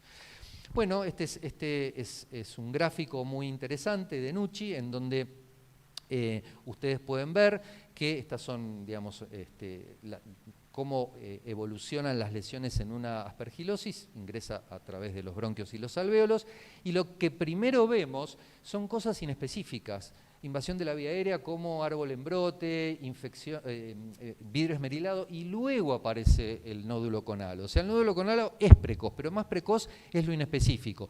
Por eso siempre decimos, todo paciente neutropénico prolongado, sobre todo si es una leucemia, cualquier infiltrado pulmonar de cualquier tipo, eso en primer lugar es una IFI, ¿sí? Aunque no tenga el nódulo con halo. Si lo tiene, suma un montón, pero aún los infiltrados inespecíficos, y acuérdense que son precoces. Muy bien, los biomarcadores, yo no me voy a dedicar a esto, porque acá tengo al hiperexperto, así que simplemente para decir que para vigilancia, ahora el EORTC cambió el punto de corte, como bien lo dijo Guillermo, antes era 0,5 y ahora lo cambió a 1 o 0,7 cuando tenemos un VAL positivo, le agregó especificidad a eso, hay falsos positivos y negativos, como ustedes bien saben, pero hay algo muy importante. En la casuística que yo les mostré de la torta esa de los 60 IFI de mi hospital, que el 62% eran aspergilosis, 52% eran probables. ¿Cómo las diagnosticamos? Por galactomanano, en suero o en VAL. Y el 60% de esos pacientes estaban con antifúngicos activos contra Aspergillus. Con lo cual, ¿qué les quiero decir? Cuando ustedes, a pesar de que tengan un paciente con profilaxis activa contra Aspergillus, tiene un cuadro compatible con un infiltrado pulmonar, formas rinosinusales, piel, sistema nervioso central, pídanle un galactomanano, que les puede servir. De hecho, estos dos estudios mostraron que los pacientes que tienen enfermedad clínica, que luego fíjense que la sensibilidad es casi tan buena como en vigilancia, ¿sí? Así que eso es una de las ventajas. Y el galactomanano en Val, que también, bueno, esto siempre fue, el índice fue 1, sigue siéndolo. La ventaja es que tiene alto valor predictivo negativo. La única cosa que yo les digo es que asegúrense que la muestra es buena. ¿Y eso cómo se van a asegurar? Bueno, ¿qué celularidad tiene? ¿Sí? Y sobre todo que lo vea un patólogo. Nosotros siempre el VAL lo mandamos a patología y lo mandamos a microbiología para que el patólogo nos diga si esto es una muestra buena de alvéolo, ¿sí? No es un lavado bronquial, porque este valor predictivo negativo altísimo en pacientes que no tienen antifúngicos con cobertura para Aspergillus es solo si la muestra es buena. Y otra cosa importante que tiene el galactoenval es que no baja, baja sí, pero no ostensiblemente la sensibilidad con 3 días de antifúngicos. ¿Qué puede pasar? Bueno, que el sábado ustedes tienen un paciente que tiene un infiltrado pulmonar nuevo, pónganle bori, pónganle lo que tengan, se lo hacen el lunes y van a tener un galacto positivo igual, les va a servir. Así que eso es la ventaja del galactoenval que a nosotros nos cambió la historia del diagnóstico. Bueno, un problema, el tema de los falsos negativos. Los falsos positivos no me importa porque son más fáciles de definir. Esta es una casuística nuestra, en donde ustedes pueden ver, son 252 pacientes, son comatológicos y con trasplante halogénico, todos en la época que usábamos fluconazol o algunos sin profilaxis, en donde fíjense que todos los pacientes tuvieron diagnóstico de aspergilosis probable. Uno de ellos, creo que fue el primero, también tuvo un desarrollo de Aspergillus tertius, en donde ustedes pueden ver que si bien había 2 con profilaxis contra Aspergillus, había 4 o que no tenían o que tenían fluco. Así que todos tuvieron todas las tandas de vigilancias de galacto negativo. Y fíjense, el galactoenval fue positivo en todos ellos, ¿sí? Así que un poco rescatando el valor del VAL. No se queden con que, tiene galacto negativo, me quedo tranquilo. Si el paciente tiene fluco o no tiene nada, estén seguros que no tenga un infiltrado pulmonar, que no tenga algo en piel, que no tenga en el sistema nervioso central, que no tenga algo en senos. No se queden que no tiene Aspergillus por un galacto negativo. Muy bien. Vamos a hablar ahora, para terminar, del tratamiento guiado por diagnóstico, que es la alternativa al tratamiento antifúngico empírico. ¿Esto por qué se diseñó? Y porque, como les dije, había sobretratamiento y efectos adversos de las drogas. Este es el primer estudio que demostró la eficacia y cómo puede reemplazar o complementar al tratamiento empírico antifúngico. Este es un estudio en el cual le hacían galactomanano todos los días a los pacientes. Todos eran pacientes con leucemias y trasplantes, en donde estaban todos en profilaxis con fluconazol, le hacían galactomanano todos los días y si tenía un infiltrado pulmonar nuevo le hacían tomografía en ese momento. La cuestión es que por fiebre, simplemente fiebre, sin foco, con galacto negativo y sin tomografía, 35% tuvo criterio de antifúngico empírico por fiebre que no respondía. Sin embargo, solamente tenían indicación el 7.7%, que eran los que no tenían ni galacto positivo, ni tenían ninguna tomografía, ningún signo clínico. Y además permitió, o sea, se redujo y se lo dieron a este grupo solamente, el tratamiento empírico, y además diagnosticó en un paciente que no tenía fiebre, en 2 pacientes que tenían galacto positivo, pudo diagnosticar una aspergilosis probable.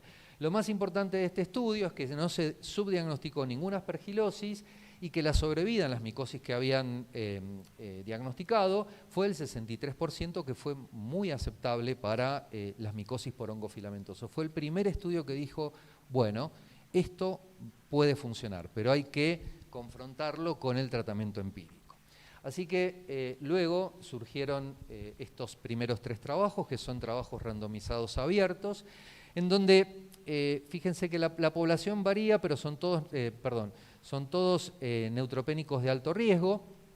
En algunos fueron neutropenias prolongadas, en otros incluyeron trasplantes halogénicos en el pre-engraftment y en este último las 2 poblaciones. La diferencia es que todos utilizaban imágenes y en este caso utilizaban galactomanano, en este PCR solo con un resultado positivo, cuando sabemos, como bien dijo Guillermo, que se necesitan 2 resultados positivos. Y en este último estudio utilizaron biomarcadores, galactomanano y PCR, además de las imágenes. Bueno, la cuestión es que el tratamiento empírico fue utilizado, o sea, el antifúngico fue como se indicaba, y a los que tenían la rama de tratamiento guiado por diagnóstico, luego los compararon. Bueno, en el primero hubo más frecuencia de IFI, probablemente porque había muchos pacientes sin profilaxis antifúngica y bueno, eran más, digamos, se hicieron más estudios. Claramente se redujo un 40% los costos en antifúngicos y también en internación. Y en estos dos, en este hubo similar, digamos, incidencia de IFI, en este menos. Se diagnosticaron en este último más IFI probables porque, bueno, tenían los biomarcadores, la PCR y las imágenes y eran muy estrictos. Y los tres mostraron que no hubo diferencias de mortalidad entre el tratamiento empírico y el tratamiento guiado por diagnóstico. Estos fueron los tres primeros trabajos y después de eso surgieron un montón de estudios y les voy a mostrar para terminar este metaanálisis y después les voy a hacer un comentario. Este es un metaanálisis de justamente los tratamientos, los estudios que compararon tratamiento antifúngico empírico versus tratamiento guiado por diagnóstico. Ustedes pueden ver acá el forest plot, en este caso son el riesgo de detección de IFI en los pacientes que fue similar, o sea que no, en cuanto al diagnóstico de IFI fue similar. Esto es la mortalidad por IFI, que también fue similar digamos, en todos los estudios, y en este caso la mortalidad global también fue similar, como ustedes ven acá en el plot, y lo que fue diferente es el uso de antifúngicos, que fue claramente menor en los pacientes que recibieron tratamiento guiado por diagnóstico. Así que este es un metaanálisis. Yo la presentación, como yo soy muy obediente, a mí me dijeron que el deadline para la presentación era el 29, yo la mandé el 29. Y el 30 salió el estudio de Mertens, de LEOR-TC, Mycosis Study Group, que por suerte lo busqué, me llegó a mis manos, y es el estudio mejor diseñado que compara estas dos estrategias. Llegó un poco tarde, porque el estudio empezó en el 2012 y terminó en el 2015. Es un estudio multicéntrico internacional, que incluyó más de 500 pacientes, en donde la población era muy homogénea y el endpoint estaban todos en profilaxis con fluco y todos recibieron candinas, caspofunginas, ya sea en la rama que recibió tratamiento antifúngico empírico o la que hicieron tratamiento guiado por diagnóstico. O sea que, digamos, las variables estaban bastante ajustadas. Estos estudios recibían diferentes drogas, algunos profilaxis, otros no. Por eso este es el mejor diseñado. Y además el endpoint primario es mortalidad a la semana 48. Y además hicieron un plus porque lo siguieron hasta la mortalidad del día 84. Bueno, se los resumo, les dio igual en todo. Y sobre todo la variable mortalidad, diciendo que es muy seguro hacer un tratamiento guiado por diagnóstico y obviamente usaron menos antifúngicos y aparte hay un estudio que se publicó este año de costo-efectividad que está hecho en el Reino Unido que demostró que el tratamiento guiado por diagnóstico es costo-efectivo y costo-beneficioso cuando uno incluye el costo de las drogas y la internación que necesita el paciente y los efectos adversos. Así que ya están sabiendo la respuesta que yo les voy a dar a la pregunta que me hicieron. Pero antes de eso, voy a terminar con los datos de la vida real de mi hospital. A mí nunca me gusta hablar solo de la bibliografía porque creo que para poder manejar pacientes uno tiene que tener datos propios y los invito a ustedes que hagan lo mismo en sus hospitales. No es lo mismo lo que me pasa a mí como lo que le puede pasar a otro en otro hospital. Ya vieron las diferencias epidemiológicas y realmente la realidad es muy diferente. Así que no crean que yo digo que hay que hacer lo que hacemos nosotros. Muestro simplemente los datos. Bueno, en este primer trabajo es un estudio prospectivo de infecciones fúngicas de brecha con diferentes estrategias de profilaxis. Nosotros queríamos explorar si había una profilaxis mejor que otra, ¿sí? Esa era la hipótesis. Bueno, la hipótesis era que posaconazol era el número 1, como están todas las guías, ¿no? Y que teníamos la sensación de que las candinas y el fluco eran peores, pero todavía no lo habíamos hecho el trabajo en cuanto a este endpoint. Bueno, las definiciones fueron las de Leorte Semicosis Study Group del año 2019, si bien empezó en el 2013, inicialmente utilizábamos las anteriores, pero cuando hicimos el trabajo le aplicamos, descartamos un montón de pacientes porque le aplicamos las nuevas. Y las de brecha, las que les comenté anteriormente. Incluimos solamente pacientes oncomatológicos y trasplantados con una neutropenia menor de 500 o menor de 100 durante mayor o igual a 14 días, pacientes de altísimo riesgo. Muy bien. Fíjense que hubo 140 cursos de profilaxis, la mayoría eran leucemias agudas y trasplantes halogénicos, y encontramos, fíjense que la mediana de neutropenia era muy larga, 21 días, 5 IFI probadas, 2 candidemias por cándida parapsilosis intracapofungina, 2 fungemias por tricospora unasagi, 1 intracaspo y otro intraposa, un Rhizopus oryzae intravoriconazol, 2 aspergilosis probables y 4 IFI posibles. Cuando nosotros tomamos las IFI probadas y probables, es lo mismo que dice la bibliografía, alrededor de un 5%. Esto nos puso tranquilos y dijimos, estamos bien, estamos como lo que dice la bibliografía. Ahora bien, nosotros no queríamos saber eso, nosotros queríamos saber si hay alguna profilaxis que era mejor que otra. Entonces lo que hicimos es calcular la densidad de la incidencia por cada 1000 días de profilaxis antifúngica. Y comprobamos la hipótesis. Fíjense que Posa y Bori fueron los mejores. Fluco tuvo mayor incidencia, pero fíjense que el intervalo de confianza pasa por el 1, así que no fue estadístico, pero sí la sensación que teníamos era que con las candinas y las IFI de brecha nos iba mal, en donde fueron las IFI de brecha realmente mucho más frecuentes con las candinas. Por eso nosotros usamos candinas solo cuando no podemos usar los triazólicos. Por ejemplo, las leucemias linfoblásticas agudas que utilizan vincristina, ¿sí? O que hacen, no sé, alguno que hace efecto adverso, hepatotoxicidad y demás. Si no, no usamos candinas desde estos datos. Antes usábamos más. Muy bien, fíjense que también identificamos factores de riesgo en nuestro estudio para tener IFI de brecha, que fueron los pacientes que tenían inducción o también los días de neutropenia, cosa que está en la bibliografía. Y acá tienen la mortalidad 90 días de los que tuvieron IFI de brecha versus no. Esto también está coincidente con la Biblia. Finalmente, para contestar la pregunta desde mi punto de vista, les voy a mostrar nuestra experiencia con tratamiento antifúngico empírico a lo largo de los años. Primero en trasplante y luego en leucemias. Esta es una cohorte de casi 500 trasplantes autólogos y halogénicos, en donde ustedes pueden ver acá, en tres etapas. La etapa 1 es del 1997 al 2003, 2004 al 2010 y 2011 al 2016. En donde lo que varió de la población fue que los pacientes fueron aumentando su edad, mediana de edad, hubo más halogénicos y sobre todo de donantes alternativos, y también el acondicionamiento con antilinfocitarios fue mucho mayor en el último periodo. ¿Por qué? Porque nosotros cada vez más, como muchos centros, hacemos trasplantes alternativos. De hecho, hoy de los trasplantes halogénicos que hacemos en mi hospital, el 90% son donantes alternativos, haploidénticos, no relacionados, mismatch, son todos trasplantes complejos y los histoidénticos son muy poquitos. Muy bien, acá ustedes pueden ver, acuérdense que el verde clarito es la primera etapa, el verde intermedio es la segunda y el verde oscuro es la tercera. Fíjense cómo fue aumentando el uso de profilaxia antifúngica hasta la última etapa, hasta ahora que usamos en todos los pacientes, esto a expensas del fluconazol. Fíjense qué pasó con el itraconazol, lo empezamos a usar más en el segundo periodo porque empezamos a ver más aspergilosis, como decía la bibliografía, candidemias prácticamente desaparecieron con la profilaxis con fluco, y en la última etapa, por el problema de los hongos filamentosos, empezamos a usar Bori y después Posa.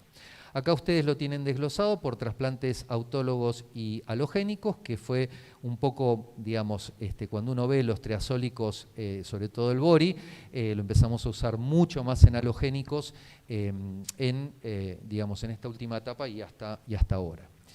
Y acá tienen el tema de cómo fue evolucionando el tratamiento antifúngico empírico. En la primera etapa, en el global de la muestra, casi en el 50%, lo mismo que dice la bibliografía, recibía tratamiento antifúngico empírico, que eso bajó al 9% en este periodo, en el último, Y acá tienen entre autólogo y halogénico, y fíjense algo muy llamativo, los trasplantes halogénicos son los de más riesgo, y fíjense que hasta el año 2017 solamente usamos en el 6% tratamiento antifúngico empírico.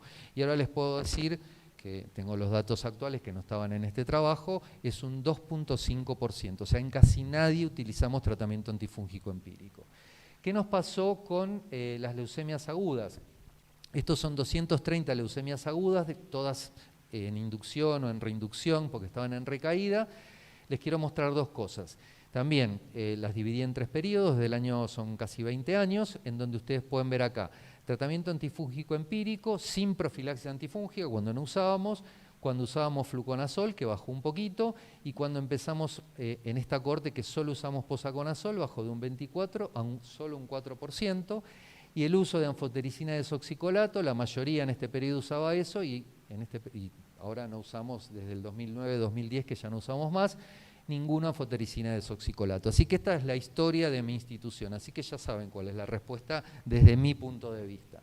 Así que como conclusiones de la presentación, las infecciones fúngicas en oncomatológicos de alto riesgo, piensen en hongos filamentosos, la más frecuente es aspergilosis, lo mismo pasa con las infecciones fúngicas de brecha, salvo que cambia la epidemiología. La IFI de brecha es poco frecuente con POSA y con BORI, o sea, se quedan bastante seguros con eso, y es más frecuente con fluco y con candinas. Y con respecto a las estrategias, el tratamiento empírico antifúngico, yo les mostré, es efectivo. Las drogas de elección son anfoliposomal y caspofungina. Está indicado en pacientes con profilaxis antifúngica y que no tienen, o sin profilaxis o con profilaxis con fluconazol, pero que no tienen profilaxis antifúngica apropiada para hongos filamentosos o tienen inestabilidad hemodinámica. Y con respecto al tratamiento dirigido y al diagnóstico, nuevamente, también es efectivo. Puede haber mayor diagnóstico de IFI por todos los métodos que nosotros tenemos. Mortalidad relacionada y global es comparable y claramente tiene menor uso de antifúngicos. Así que mi punto de vista y la pregunta que me dijeron que conteste es, definitivamente, estamos abandonando el tratamiento antifúngico empírico. Siempre yo empecé la infectología en Fundaleu, la infectología relacionada a la oncomatología. En Fundaleu trabajé 4 años y bueno, mi hospital también es un centro de referencia, así que he visto miles de neutropénicos febriles, he usado en cientos de pacientes la anfotericina desoxicolato a lo largo del tiempo y la verdad que ha cambiado todo tanto para mejor para los pacientes. Antes, no sé, teníamos muchos pacientes que se morían por la IFI porque no la diagnosticábamos o porque nosotros lo matábamos con los efectos adversos de las drogas. Así que bueno, también lo más importante del tratamiento guiado por diagnóstico es un concepto que yo aprendí desde mis inicios, es que siempre es mejor saber lo que tiene el paciente. Así que independientemente de que las dos estrategias sean iguales, siempre es mejor saber y le va a ir mejor al paciente. Así que muchas gracias.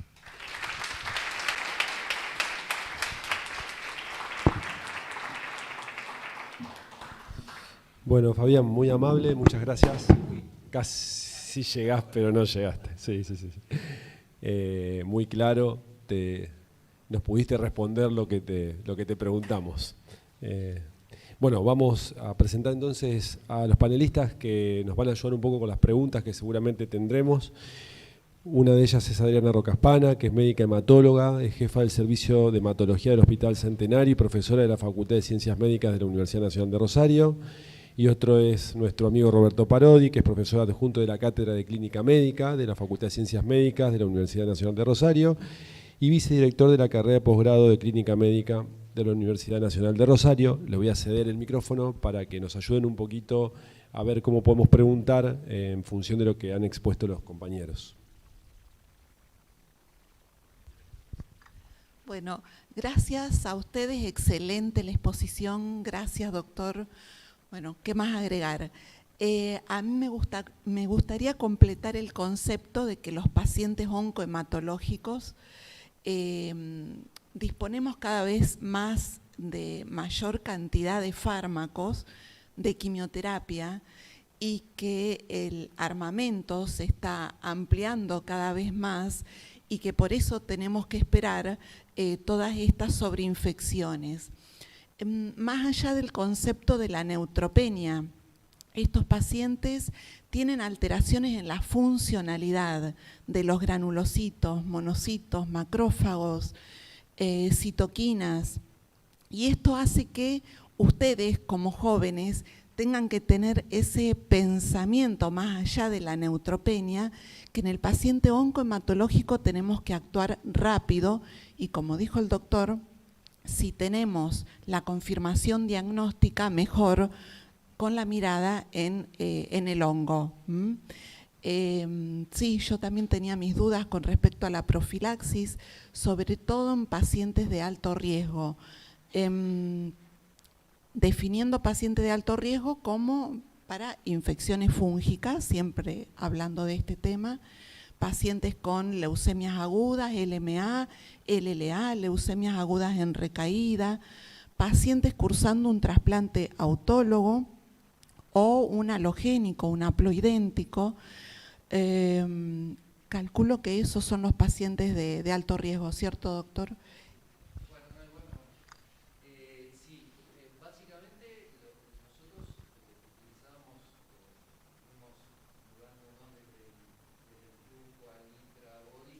Sí. Como ustedes saben, están todas las guías, A1 es la mejor profilaxis para esos grupos, sobre todo para LMA, mielodisplasia y para trasplante halogénico durante la enfermedad intercorneal. Por un montón de motivos, están los dos ensayos randomizados y hay montones de estudios de la vida real, pero montones en todo el mundo replicaron eso, o sea, no hay ninguna duda. Es el problema que tiene el posaconazol es que es una droga muy autónoma. Entonces, realmente es una barrera. O sea, a nosotros no nos fue fácil cambiar la posaconazol. Yo me acuerdo cuando salió el POSA en el año 2008, nosotros empezamos a usar en el 2011, a principios del 2012, para poner un número de cada 10 veces que lo pedíamos, 9 decían que no lo usaban, porque no lo podíamos remontar. Y bueno, digamos, cada vez había más evidencia, empezaron a salir los estudios de la vida real, y era más difícil que los auditores digan que no, aunque están en evidencia. Y ahora, hace rato, no sé, 3 o 4 años, que no nos puedo echar ningún posaconazol. Y la verdad, con esos números, cambió en estos pacientes, realmente cambió un montón la historia del riesgo de ahí. Así que, bueno, particularmente yo estoy a favor de las profilaxis. Yo también en la epidemia, o sea, en la epidemia, si ustedes usan flujo, o sea, prácticamente no van a tener epidemias, salvo bueno, que tengan la mala suerte de tener una familia la plata, una cruce, que no sé, acá en Argentina es frecuente, no es que lo que pasa solamente, ¿no? Nosotros frecuentemente, infrecuente, sí, no me pasa sí. solamente. Un solo aislamiento en 25 años tuvimos, o sea, entonces con esos datos, me parece que bueno, los datos, todos los estudios mostraron que tiene efecto en reducción de la mortalidad. Yo siempre estoy a favor de la profilaxis. Les cuento lo que me pasó a mí, así como les conté la anécdota del juicio que tuvimos. Nosotros, como yo les mostré, tuvimos épocas que no usábamos, o sea, nosotros no usábamos profilaxis. A mí me costaba comenzar, a nosotros, al equipo.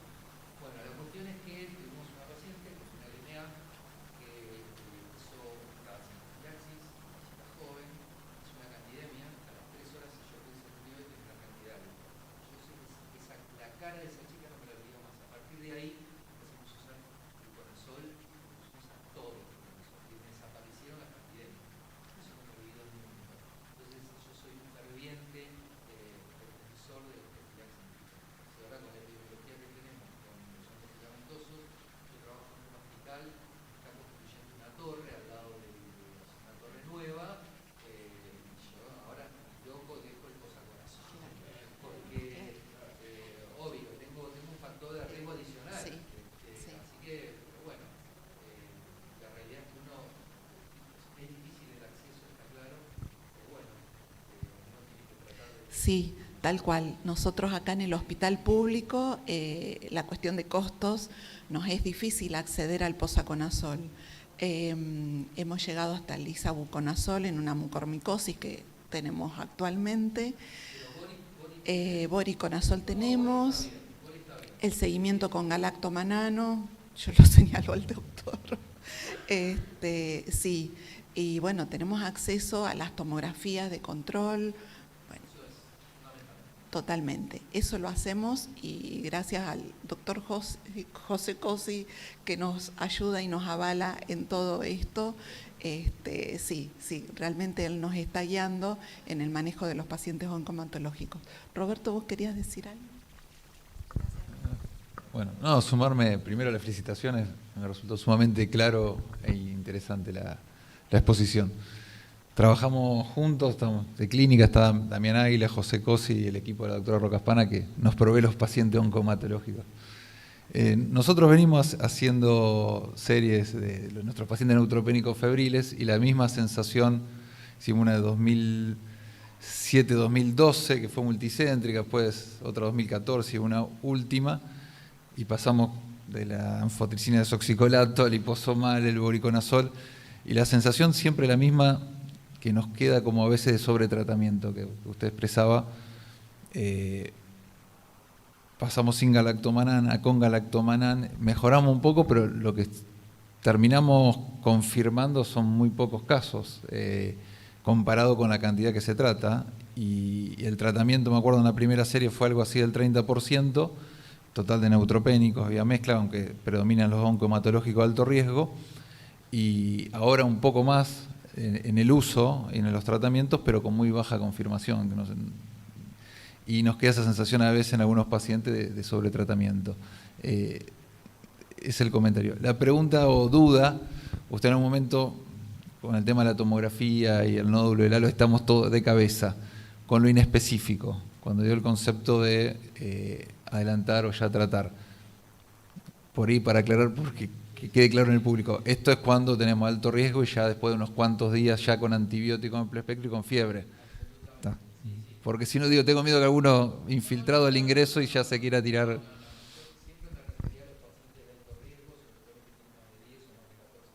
Bien.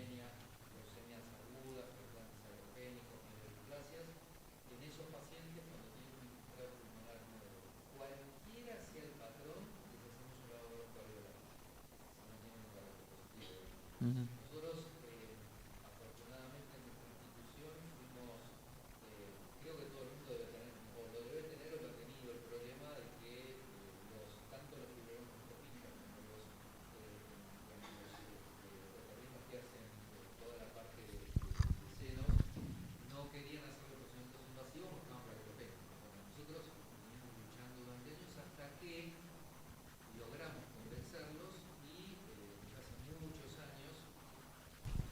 desde hace muchos años, la única contraindicación para hacer un lavado broncoalveolar es si el paciente luego tiene altas posibilidades de ir a una ARM, a tubo, porque sabemos que esos pacientes se mueren prácticamente el 100%, o cuando tienen una plaquetopenia menor a 5.000 y es refractaria a plaquetas. Si no tiene esas dos condiciones, aunque tenga 5.000 plaquetas, se hace bajo procedimiento de plaquetas el lavado broncoalveolar.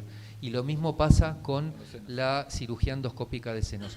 Paciente que tenga infiltrado pulmonar, cualquiera sea, o que tenga algo en senos, aunque no esté totalmente ocupado, pero tenga algo nuevo en senos y tenga fiebre, lo llamamos y se mete en el seno y se lo debrida, le saca cultivos y demás.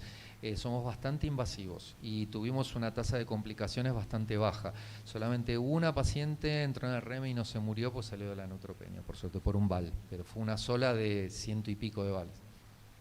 Y lo otro nos pasa, bueno, lo que comentaba Adriana con el acceso a las profilaxis. Es decir, el hospital logramos con mucha presión convencer del voriconazol y el salto, y uno entiende también lo que marcaba hoy Damián, de lamentablemente las necesidades son ilimitadas y los recursos limitados, y uno aparte de, bueno, me baja el porcentaje tanto de riesgo absoluto, ver bien el número necesario de tratar, los puntos finales y todo, porque entiende que tiene que proveerlo. Yo me acuerdo la última vez que vi los precios, creo que eran 50.000 pesos voriconazol versus 300.000 el POSA para profilaxis de un mes, y son recursos que se... La diferencia, pero es bastante. ¿Qué hacer hasta dónde insistir en un hospital, si nos provee el voriconazol o el posaconazol, su opinión, creo que... Mirá, nosotros lo discutimos mucho, de hecho, viste que yo te mostré ahí en trasplante, nosotros hacíamos ITRA, que nos iba re mal porque, como ustedes saben, la solución, el 30-40% de la gente no la tolera, encima están con mucositis, se absorbe mal, así que creo que a todo el mundo le fue mal con el ITRA, pasamos a Bori, y después cuando salió el POSA lo tratamos de empezar a usar. El tema es que después que salieron los dos trabajos que motivaron, los dos pivotales que motivaron la aprobación y empezaron a hacer los estudios de la vida real, pero en el mundo hay montones de estudios de farmacoeconomía que cuando tenés una incidencia de IFI igual o mayor al 10%, es costo efectivo y costo beneficioso, incluyendo la mortalidad, las internaciones y demás. Entonces yo creo que si uno recibe un paciente con una leucemia aguda que tiene una quimioterapia con alta chance de curación, así como le ofreces el venetoclax, que es caro, así como le ofreces la clofarabina, que es carísima, o la fludarabina, uno tiene que ofrecerle algo que le va a cambiar la mortalidad. Entonces, o sea, nosotros el concepto que tenemos en el hospital es, si los hematólogos gastan fortunas en drogas para tratar de curar al paciente, yo tengo que hacerle el mejor soporte infectológico porque el paciente se va a morir primero de una infección y después de cualquier otra causa. Entonces tratamos de hacer eso.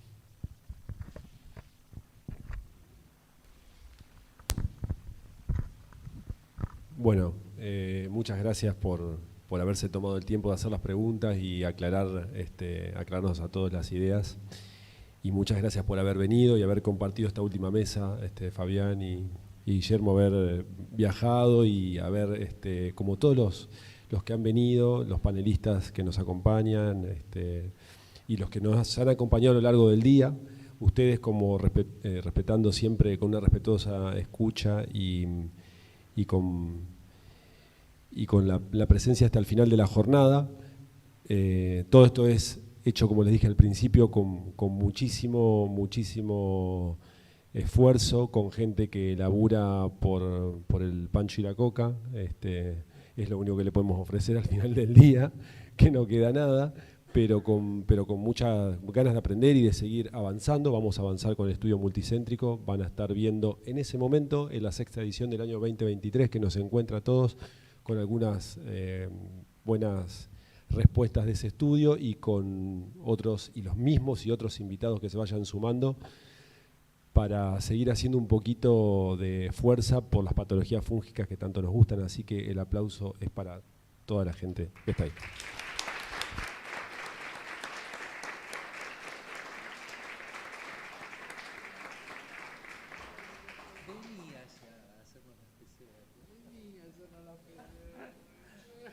Sí, me gustaría andar por... Nosotros tenemos un montón de pacientes. Sí. Por favor. Sí, nosotros tenemos, acá viste en la región, estamos... Decile a Silvia, dijo Fabián, que haga PCR. Hay que convencerlo, sí, si no hay tampoco nada del otro mundo. Nosotros tenemos un montón de pacientes, y aparte más allá de nosotros tener... Ahora con el COVID, capaz que sea el mismo, porque hicieron PCR. Sí, pero nosotros, o sea, el volumen de pacientes que tenemos de un oncológico trasplantado. Claro, eso te quiero decir tenemos que con el COVID solo lo bueno del COVID de las cabinas, de la parte laboratoria y la se animaron. Igual nosotros tuvimos, no en la primera